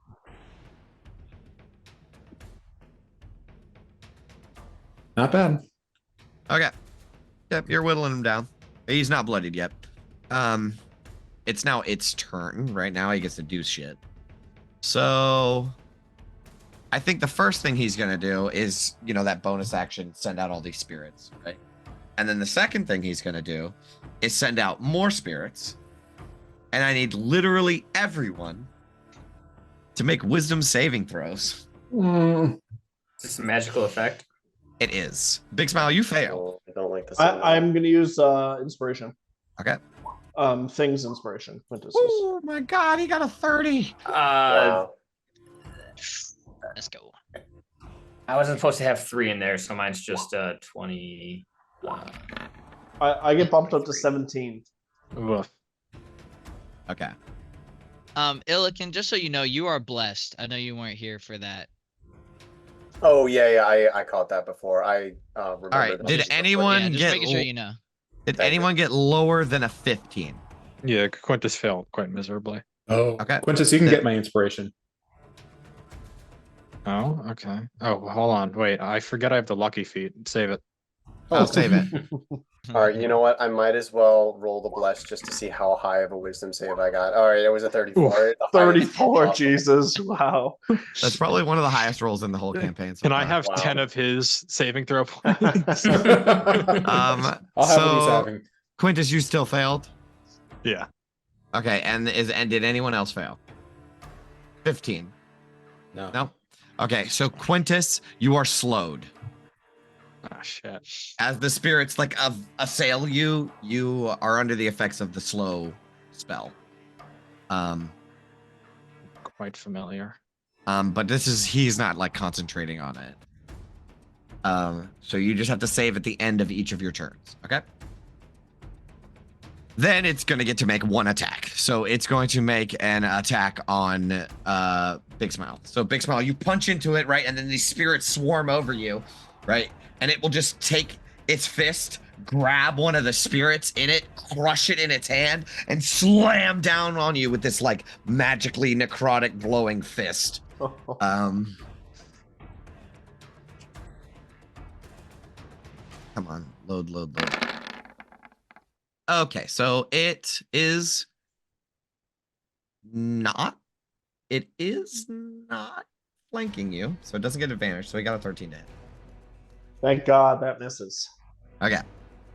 As that slams down on the ground, the necrotic energy is dispersed, and the spirit energy flies back inside of it and cycles back into this book in its chest. That is the end of its turn. Now all the specters go. All right, so 2 of them are with advantage on Big Smile. Yeah, these guys have advantage. Yeah, and let me make sure they roll to the. Yeah, see, never whisper. Okay, here's the first one. Cool With boy. advantage. Nope, misses. They're still assailing you. And 21 to hit or 22 to hit. Yeah. You take 12 necrotic damage and you need to make a con save. Okay, you Thanks, succeed. fuck. So you just take the damage. Ouch. Okay. Sapphira, you are taking an attack with advantage. Mhm. 15. Misses. Quintus, you are taking an attack. Do they have When any you- special senses that would let them see through illusions? Because I have mirror image up. No. No. All right, it does not hit me. Okay. Wait, do I still have to roll to see if it kills one of your illusions or just? Oh automatic? yeah. It has a DC. It has an AC of 10 plus my dex. And you're slow. Does that doesn't give you? Let me just. It reduces my AC by 2. But here, I'll post mirror No, image. I'm sorry. No. It only does. It's a special kind of slow. You can't use reaction. Your speed is halved, and you can't take more than one attack on your turn. Oh, good. You can take either an action or a bonus action, not both. So That's it's not it. the casting spell sucks slow. Yeah. Yes. So that doesn't affect your to hit. So does it kill one of your mirror images? Nine. No, unless I had an advantage, then no. No, it didn't. Okay, then V one is coming after you. Okay. There's a crit in there somewhere. 20 to hit. 20 to hit. Shield. Okay. Gives me a 21. All right. So you block it. All right. That is the Spectre's That's close. turns. Next in the order is Sonar. I guess I'll hit him with the tried and true. I think Dex is probably utter fucking trash. Yeah. I need a turn. Oh, I skipped you. Yeah, it's okay. It You can still finish. beat this DC. All right. You're up. Me? Yeah. He has a. Oh no! I thought his DC was 12. It's 14. Actually, the golem does not save damage. Go ahead. What do you want to do? I would. So does Big Smile thing last till his next turn or the creature's next turn? Crusher's up right now. Okay, so it lasts till Big Smile's next turn. Yeah. Cool. Yep. Okay, I'm going to cast. That's gonna be 2, 4, 6, 8, 10. Yeah. So I'm gonna cast Scorching Ray at 4th level. Yep. And so that will get me An extra 3, one. 4, Oh, extra 5. It'll 2. give me 5. Yeah, 5 attacks. Yep. Sweet. All at advantage. Let's go. All at advantage. Let's go.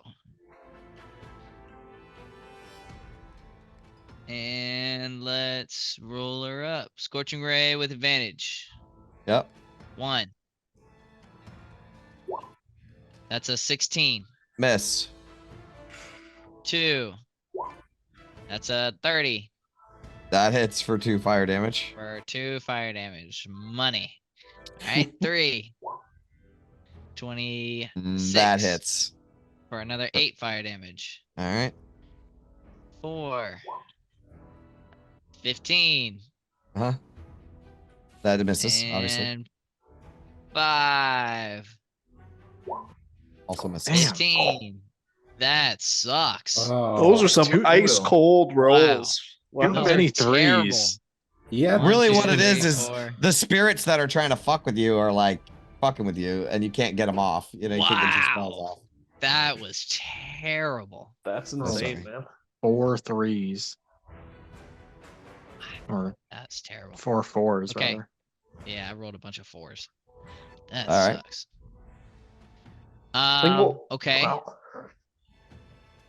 Bonus action. I Cry. would like to cry. No. V Crying's can a do free stuff. action. She can do stuff. She can do stuff. She cannot do anything. Everything's psychic. Yeah. Sorry. That sucks. You're a lot So of I'm fire. going to.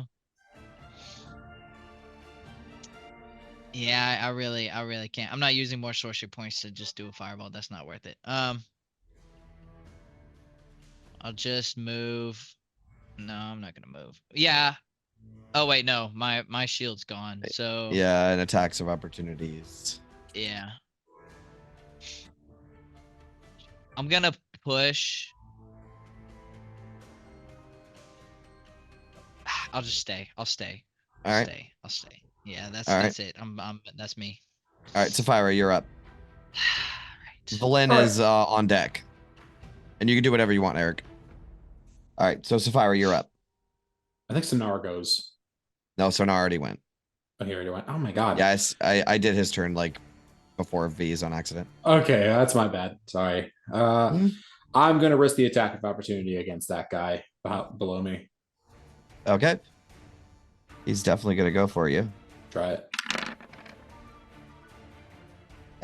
He would have had advantage at the time, so he gets a 21. Okay, that hits. 13 necrotic.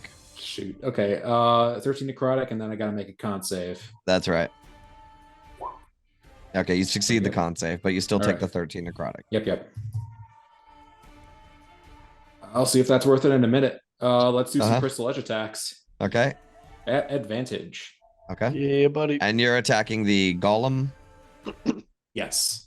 All right, that totally 100% hits. 3rd level smite. So Okay. that's gonna be 4d8 times 2. Yeah, so 8d8. 8, 6. I meant to say 6. So 6. Oh wait, it is 8. What? No, it is 8. A Oh my third God. level is how many? 4. 4. 48 times So 2. it's 8d8. 8d8. So Why did I think slash it would R be me some 6? 8d8. Jesus. Hachi machi. Wow. 39 radiant damage. Okay, plus 10. So 49 total. Yep. Why is it times 2? Because this thing is undead? He got a crit. It's a crit. Oh, Jesus. Oh, no, it's not undead. I was about to say, oh my god, it's undead, but it's not. it's not. No. All right. Second Nice attack. roll. 22. It's bloodied. It's bloodied as fuck. I'll for do sure. another. I'll do another smite. This one's just going to be a regular, first level 2d8. Okay. 5. It's very severely damaged. All right. She just chops into this thing like basically at both legs. So it has these spirits sort of flying out of it, right? And you dodge out of the way of some of these spirits. One of them slashes you in the back, right? You're undeterred. You run up towards it and jump into the air. And as you do, you slash down at it. And as your blade elongates, right, and glows with this sort of blue energy. And you can see that the Jihad Kala strapped to your back starts to radiate the aurora right from behind you, and it empowers your crystal edge, right? So your hair is glowing with the aurora and your blade is glowing with the aurora. As you slash down into this thing's chest, you will see it sever some of the iron bars that hold the book, right? And your blade just barely kisses the book. And it, falls backwards as you like land on it and push yourself back up, skidding back to the ground, Akira motorcycle style. And yeah, it was really badass. That was pretty badass. That's gonna be my turn. Okay. Valen is up. Valen, Eric, what would you like to do? All right. Valen is sending some magic missiles, it seems. 10 damage. Okay, it's hurt. Gabar, you're up. All right, I'm going to reach in to my pouch and drawing from a bag these 6 beads that I created this morning by crushing up sulfur and ash, and I throw them around as 6 meteors begin to revolve around my head as I cast Melf's meteor. Minute meteors. Oh my god. It happened. What do we do? What do we do? I've been waiting for this day. I knew it would come. Okay. Let's see. Okay. D100. So it's a D100. Yes, sir. 59. Awesome. I gotta open up Discord Oh, wow. right quick. Okay. Endless, do you have it? I have it. Oh, wait, So- what's 59 do? This is interesting. Oh, you kind of get fucked a little. So the spell succeeds. So you did Okay. cast the spell. However, the weave backfires, right? Because you kind of copied the spell in your fucked up sort of way that you're not really know how to do magic that good. And even though you do now, but No, not when I copied it. yeah, not when you copied it. So this faulty version of the spell backfires, right? And a couple of loose papers fall out of it, and like the invisibility spell sort of spills out and draws energy from that, and you now are invisible for the next minute. Oh. However, during that time, other creatures cannot hear you. So I guess you can still cast spells. Just nothing that can Just hear no- me. You're just not anything that can Right. hear you. Yeah. Right. Which is fine because he does need to but the spell does go off, you said? Yeah. Oh yeah. Okay, so I need 2 dexterity saving throws from him. Okay. Oh, I guess it's normal invisibility. Like it ends when you cast the spell or an attack, but this doesn't count as it. Okay, so he needs to make a dex save. Yes. Okay. 1 or 2, I don't. That is a fail. 15 is the save. 15 is a save. No, I'm sorry. That's Oh what he yeah, got. 15's a He fail. takes 8 damage. The first one's 7, and then 1 more dexterity saving throw for the second one that hits 2. I see. Okay. Another dex save. Okay, Wow. that's Terrible. a fail. So 15 Another 8. total points of fire damage, and the specter next to Big Smile right here also will take that as I cast it right there. Okay, so he needs. Oh, he will just take the. He needs to make the save too. Yes, he'll need to make 2 dexterity saving throws. Okay. He doesn't have advantage. That is a fail. So he'll take 7 fire damage for the first, and 8 fire damage for the second. What's okay? So 7 for the first. 15 total. He's resistant to the first So 3 damage. points, So 3 first. and then 4 second. Okay. All right. He takes some damage. He looks Okay. fine. All right. That is your turn. Yeah, and I'd imagine I'm just like kind of hanging out in like the ethereal plane right now. Like, what the fuck was that? Yeah, your spell totally misfired, and you guys will see that just Gabar just disappeared, and there was this after an explosion of fire. Big Smile, you're up. Well, we'll look for Gabar later and just immediately go back to bashing this thing in the face Okay. as hard as I possibly can. Sure. Both hit. Great. 17. Uh-huh. And key point, flurry blows, 2 more. Okay. Woo, both hit. 15. It's so hurt. It's so hurt. Ah! It's so hurt. Go on there, Prince. Finish her off. She's weak. Yeah, you're just like running all around, punching this thing, and like the specters are trying to suck your life force out of you. They like Dementor come up to you, try to suck your life force out of you. Okay. That is your turn.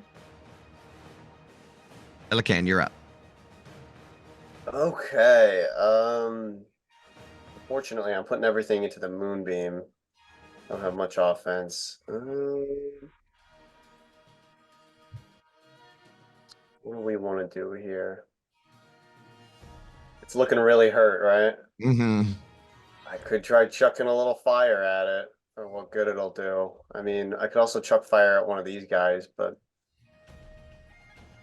You probably would have seen my fireball not do too good on. yeah. I remember the scorching ray. If that's fair to say. Either, so might as well.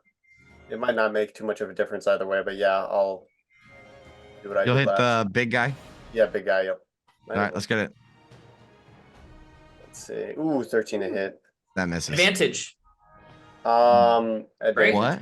Oh, no, no, Big Smile no, just took his no, turn. yes. Sorry. Took his turn. But you also have bless. But I don't know Yeah. if that would help. D4 will Nah. Maybe. Roll a d4. Try it. No. Big. Ah. No. Yeah, and I don't want to use my inspiration for that. So I mean, I Okay. guess I could. I don't know if it's worth it because the moonbeam's gonna get in there anyway on its turn. Yeah, definitely. So, but it also heals. Yeah. We'll take the risk. I'll stay put and maintain that concentration. In fact, now that I'm out of the aura anyway, I'll hold up with Sonar. Okay. 15, yeah. All right.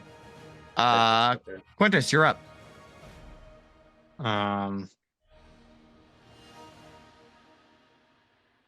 Was walking through a ghost a bad idea? Probably. Yeah.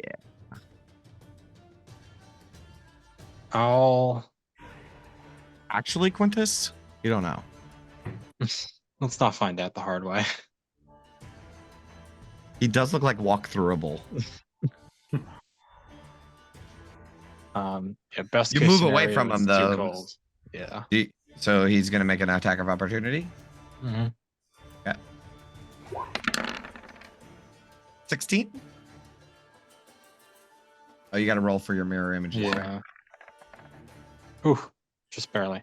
Okay, so it hits one of your mirror images. Yeah. Okay. And so it's 5. I don't really have a good angle.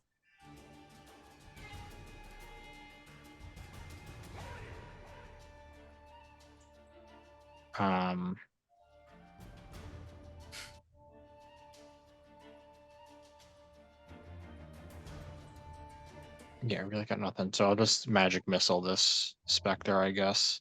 Okay. The one that just attacked me. Yep.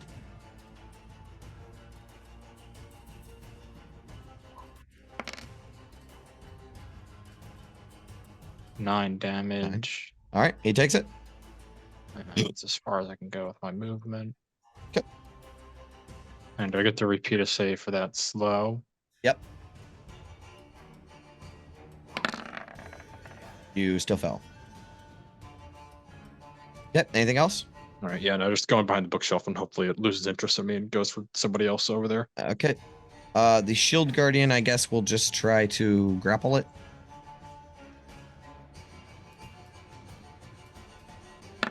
Yeah, that's G. Okay. Maybe See if he not. can. Maybe he can beat a 13.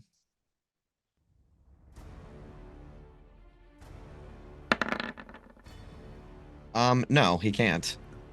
He gets grappled by the shield guardian, who like reaches out and grabs him by the waist, right? And the spirits are flying all around, and the shield guardian's just over here doing his best. It is now the library golem's turn. The first thing that happens is that he gets his health back. And the second thing that happens is he's about to get lit the fuck up. So Yes, sir. let's get what is it, con saves 3 for him? con saves. Yep. Jesus. Yeah, there's all different DCs though, so like, you gotta call them first. Yeah, we're gonna do them in order they were cast. So, Illican. So yeah, the 16 fails once Sonar, again. Sapphire. So Illican, Sonar, Sapphira. Sapphira, does a 17 beat your DC? It does. Does a 20 beat Sonar's? Yes. Does a 16 beat yours, Illican? No. Okay, everybody roll damage. Illican, roll twice, once for Sonar. Okay, hopefully I get a high roll on mine. That.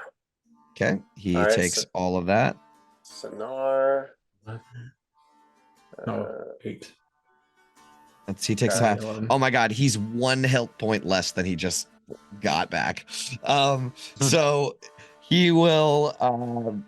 I thought he was gonna get fucked up just now. Yeah, I was kind of banking on that. Yeah. Nah, my Illican's roll. All right. Damn. So it will. Now the shield guardian's like grabbing onto it, and it'll try to like elbow it or whatever, you know. But this thing moves kind of slow. It will just grab a spirit out of the air, lift its fist up, and just try to go for. I think it's gonna go for. Big Smile. Wait, hold on. Shouldn't Sapphire roll damage? It's still like half, right? I already took all of did. it. Yeah. I took the damage. It was right above yours. Yep. It was the Oh, my 11 bad. I half. didn't see. I didn't see that. Yeah, that's I my did. bad. Yeah, I did it all out.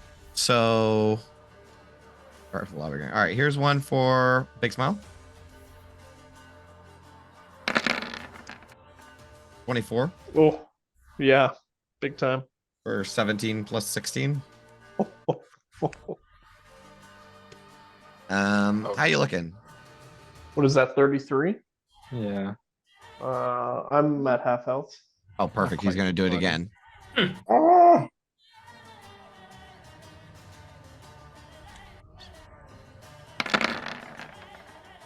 20 to hit. Yeah. Yes. 18 plus 10, so 28. Okay.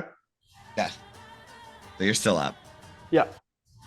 Oof! It got the hell out of you just now. All right, cool. That sucked. Yeah, that really. That sucked. is his turn over. Fuck. Now the specters go, and they're gonna swarm on Big Smile. Fuck. Oh wait, he can bonus action summon more. He doesn't have to. Yeah, he can though. Oh man, he rolled 4 more. Bastards. I don't even have that many like on the GM layer. Like this dude is gonna kick some ass at barely any fucking hit points left. That's all right. What level are these? Don't you have turn undead or something like that? Destroy undead? Oh no. Nope. We don't have any No fucking clerics. clerics. Sonar, you've had that ability What this whole does it? time. We just haven't really fought undead, right? Yeah, that's it. Would he Okay. turn himself? Yes. Okay. Just the Well, let's get floating in circles. one. Both of those hit you, right? Both of the necrotic slams from the Yeah. golem. Yeah. Were any of them crits? No. Okay, that's fine. Both of them hit, right? Yeah. Come from. Okay, because he gets advantage now, and it's a bonus action, so he would have did that before. I just forgot he could do it. Oh, okay. Even still. No. Yeah, it does. Yeah, that doesn't matter. Thank God. That feels like enough. We don't need to kill Big Smile again. Not Let's again. do- Not for a third time. Let's this do another campaign. one right there. All right, so let's do the specters one by one. Oh. So the thing is, here's the problem. If they reduce you to 0 hit points, even from one attack, and you fail that con save, you're dead. Well, it's if they reduce your maximum HP to 0, right? Oh, is that how it works? I think so, you're yeah. right. Yes, Please? you're right. Okay. I think, right? Please. Maximum. It's a Yeah. No, that's The what it looks yeah. No, definitely. My bad. It would have been real cool if it did though. 17. Big smile. Yes. Miss. All right, here comes another one. 13. Miss.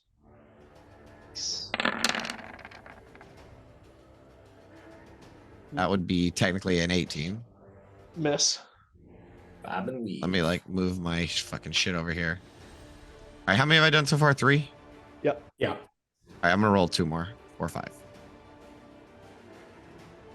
I was just trying to do them in order. Is this the fourth one flanking? Which one is it? So the 4th one is flank. All of them are flanking. They're all flanking. Yep. So a 21 is the last one. Yeah, that hits. All right, 12. Okay. Make a con save. All right, you 19. succeed. All right, and then 3 of them looks like going for V. So, oops, that's the library golem. Shield. Okay, so we got. What was the first one? A 20? No, 20. none of those hits. 21 is my AC. All right, they all miss. That was all the crazy amounts of specters that just appeared. All right, that is its turn. Was that all of them? You're up. Yeah, that was all. Okay. Oh, yeah. Lord, have mercy. You guys will see Um, like a fucking spiraling swarm of these creatures surrounding Big Smile, like slashing at him as they like fly by. Fucking finish this thing off. Yeah, he's getting mad fucked up. He has fucking 12 hit points left. All right. Let's do something either really smart or really stupid. Which one do I want to do? Judging by the size of the grin on your face right now, I'm nervous. I have two things. One is smart, one is stupid, but could be very helpful. Oh man. Is this touch? Yeah, it is touch. Okay, I can't do that one. Yeah, that'd be 5, 10. If I stand in a creature's space, I could do that temporarily. Your If I allies. move out. Well, here's the thing. You ain't never stepped in a ghost's space before. Oh, true.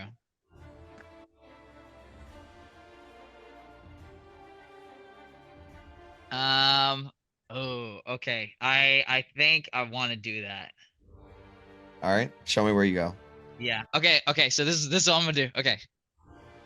I'm gonna do the really smart one. I'm not gonna do the stupid one. It's kind of stupid. So I'll wait and see because I'm gonna get a lot of attacks opportunity. So I'm gonna go 5. Uh-huh. So that I take one. Let's attack deal of out opportunity. one attack of opportunity first.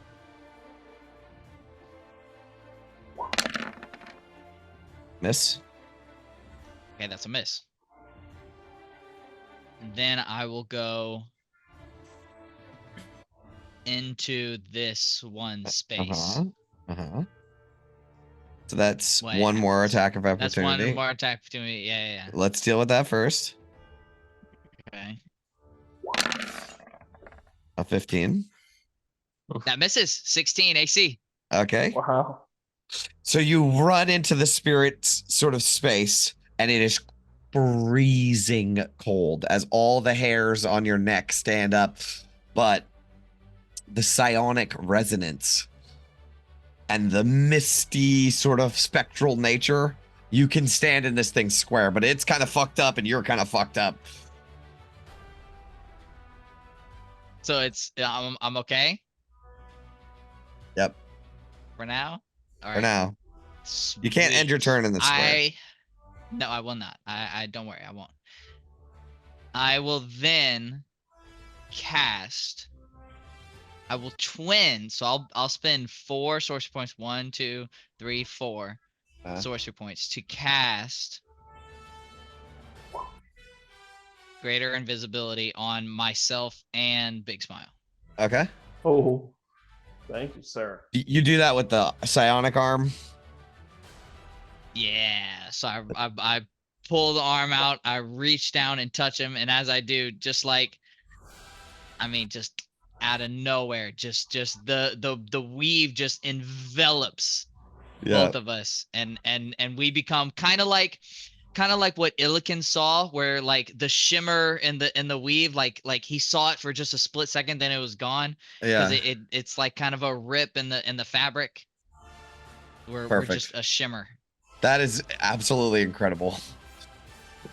Okay. That's your turn. Yep. But I can't stay here, so I will have to step out, and let's go. Wait, I can do.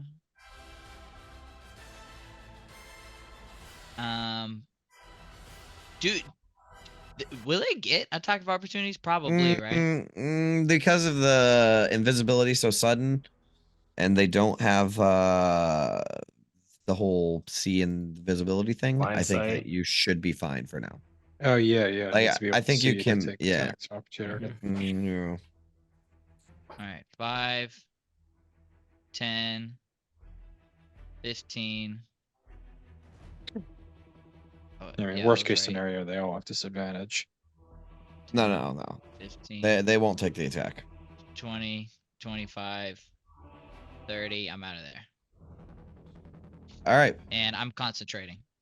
And Big Okay. Small's invisible. And you can do whatever you want. You will stay invisible. Okay. Sonar's turn. He will do some hominy juminy ooga booga sacred flame.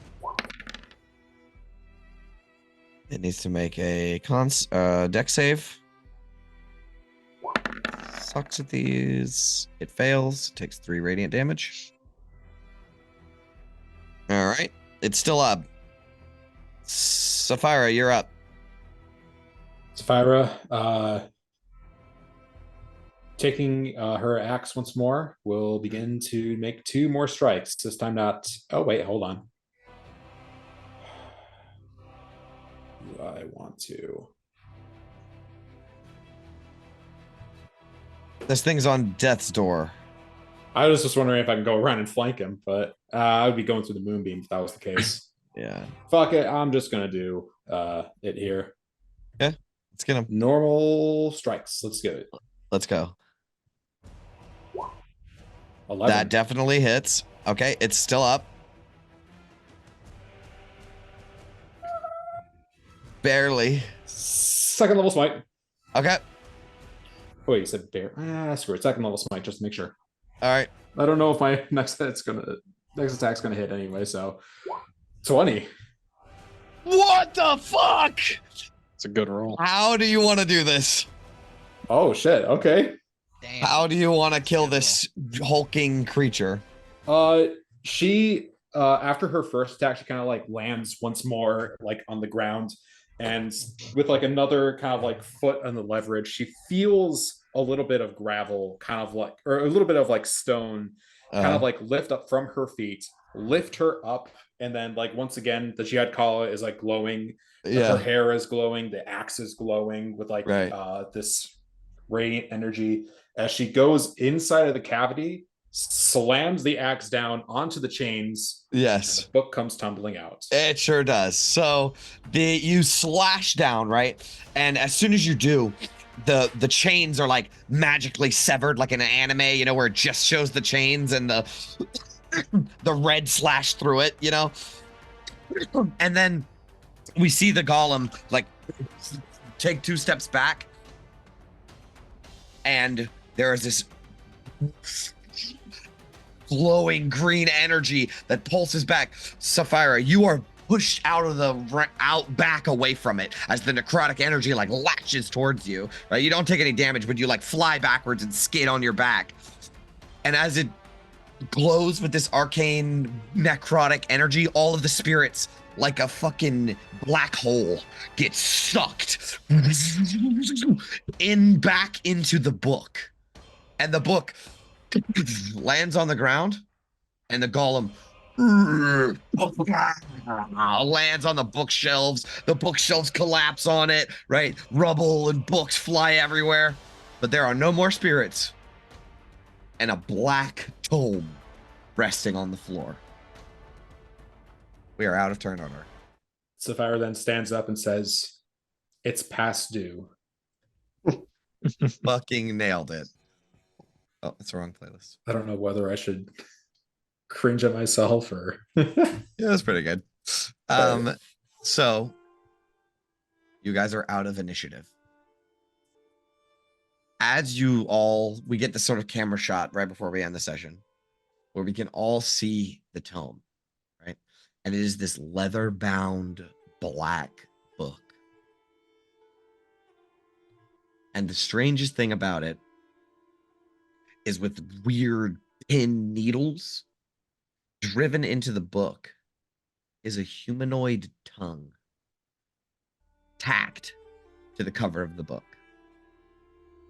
And we all sort of look over at the camera sort of spins around as all the characters converge over where this book is. And it's not spewing necrotic energy or anything like that. It's just a black book with a tongue, a human tongue, tacked to the cover. And that's where we'll end the session.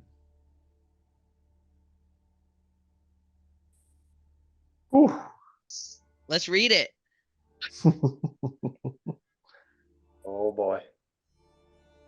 That was episode 70. Yeah. Yes. Yeah. Nice. Ended the session in the library. Just a One nice, of the sessions quiet in the library library. session. Yeah. There's so much more library to explore. Yeah. Perfect. I think we still gotta kill Scrimscrander or whatever his name is.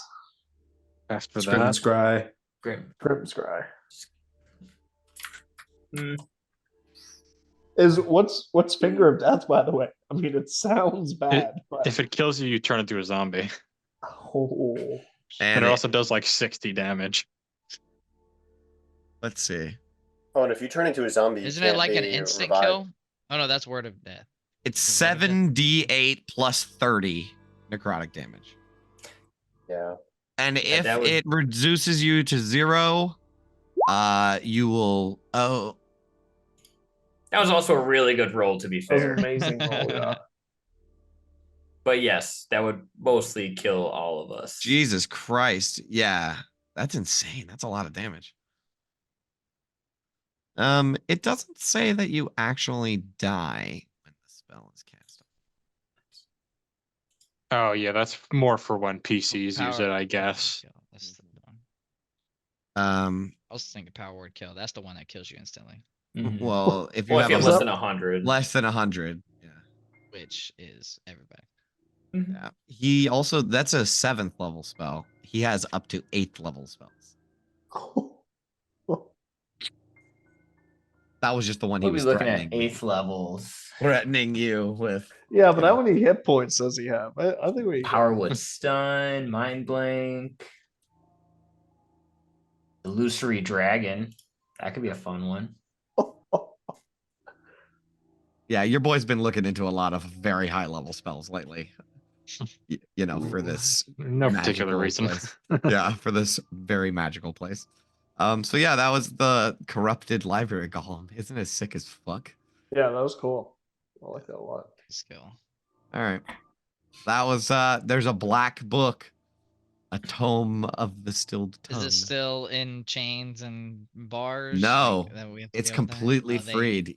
Yeah, Sapphira like just ate up that shit with divine energy. Okay. So now it is just, it looks like just a normal book. Like there's nothing necrotic, evil shit all about it. It's just like a black book with a tongue tacked to the cover. Boy. Really creepy. I don't like that. All right. Well, we'll figure out what it is next time. Or not. Sweet. I guess about at the same time, all three of us all pop out of invisibility. Mine goes on for a little longer, but I thought it was a minute. It wasn't a minute. oh, you know it is. Okay, I thought you just like dropped it.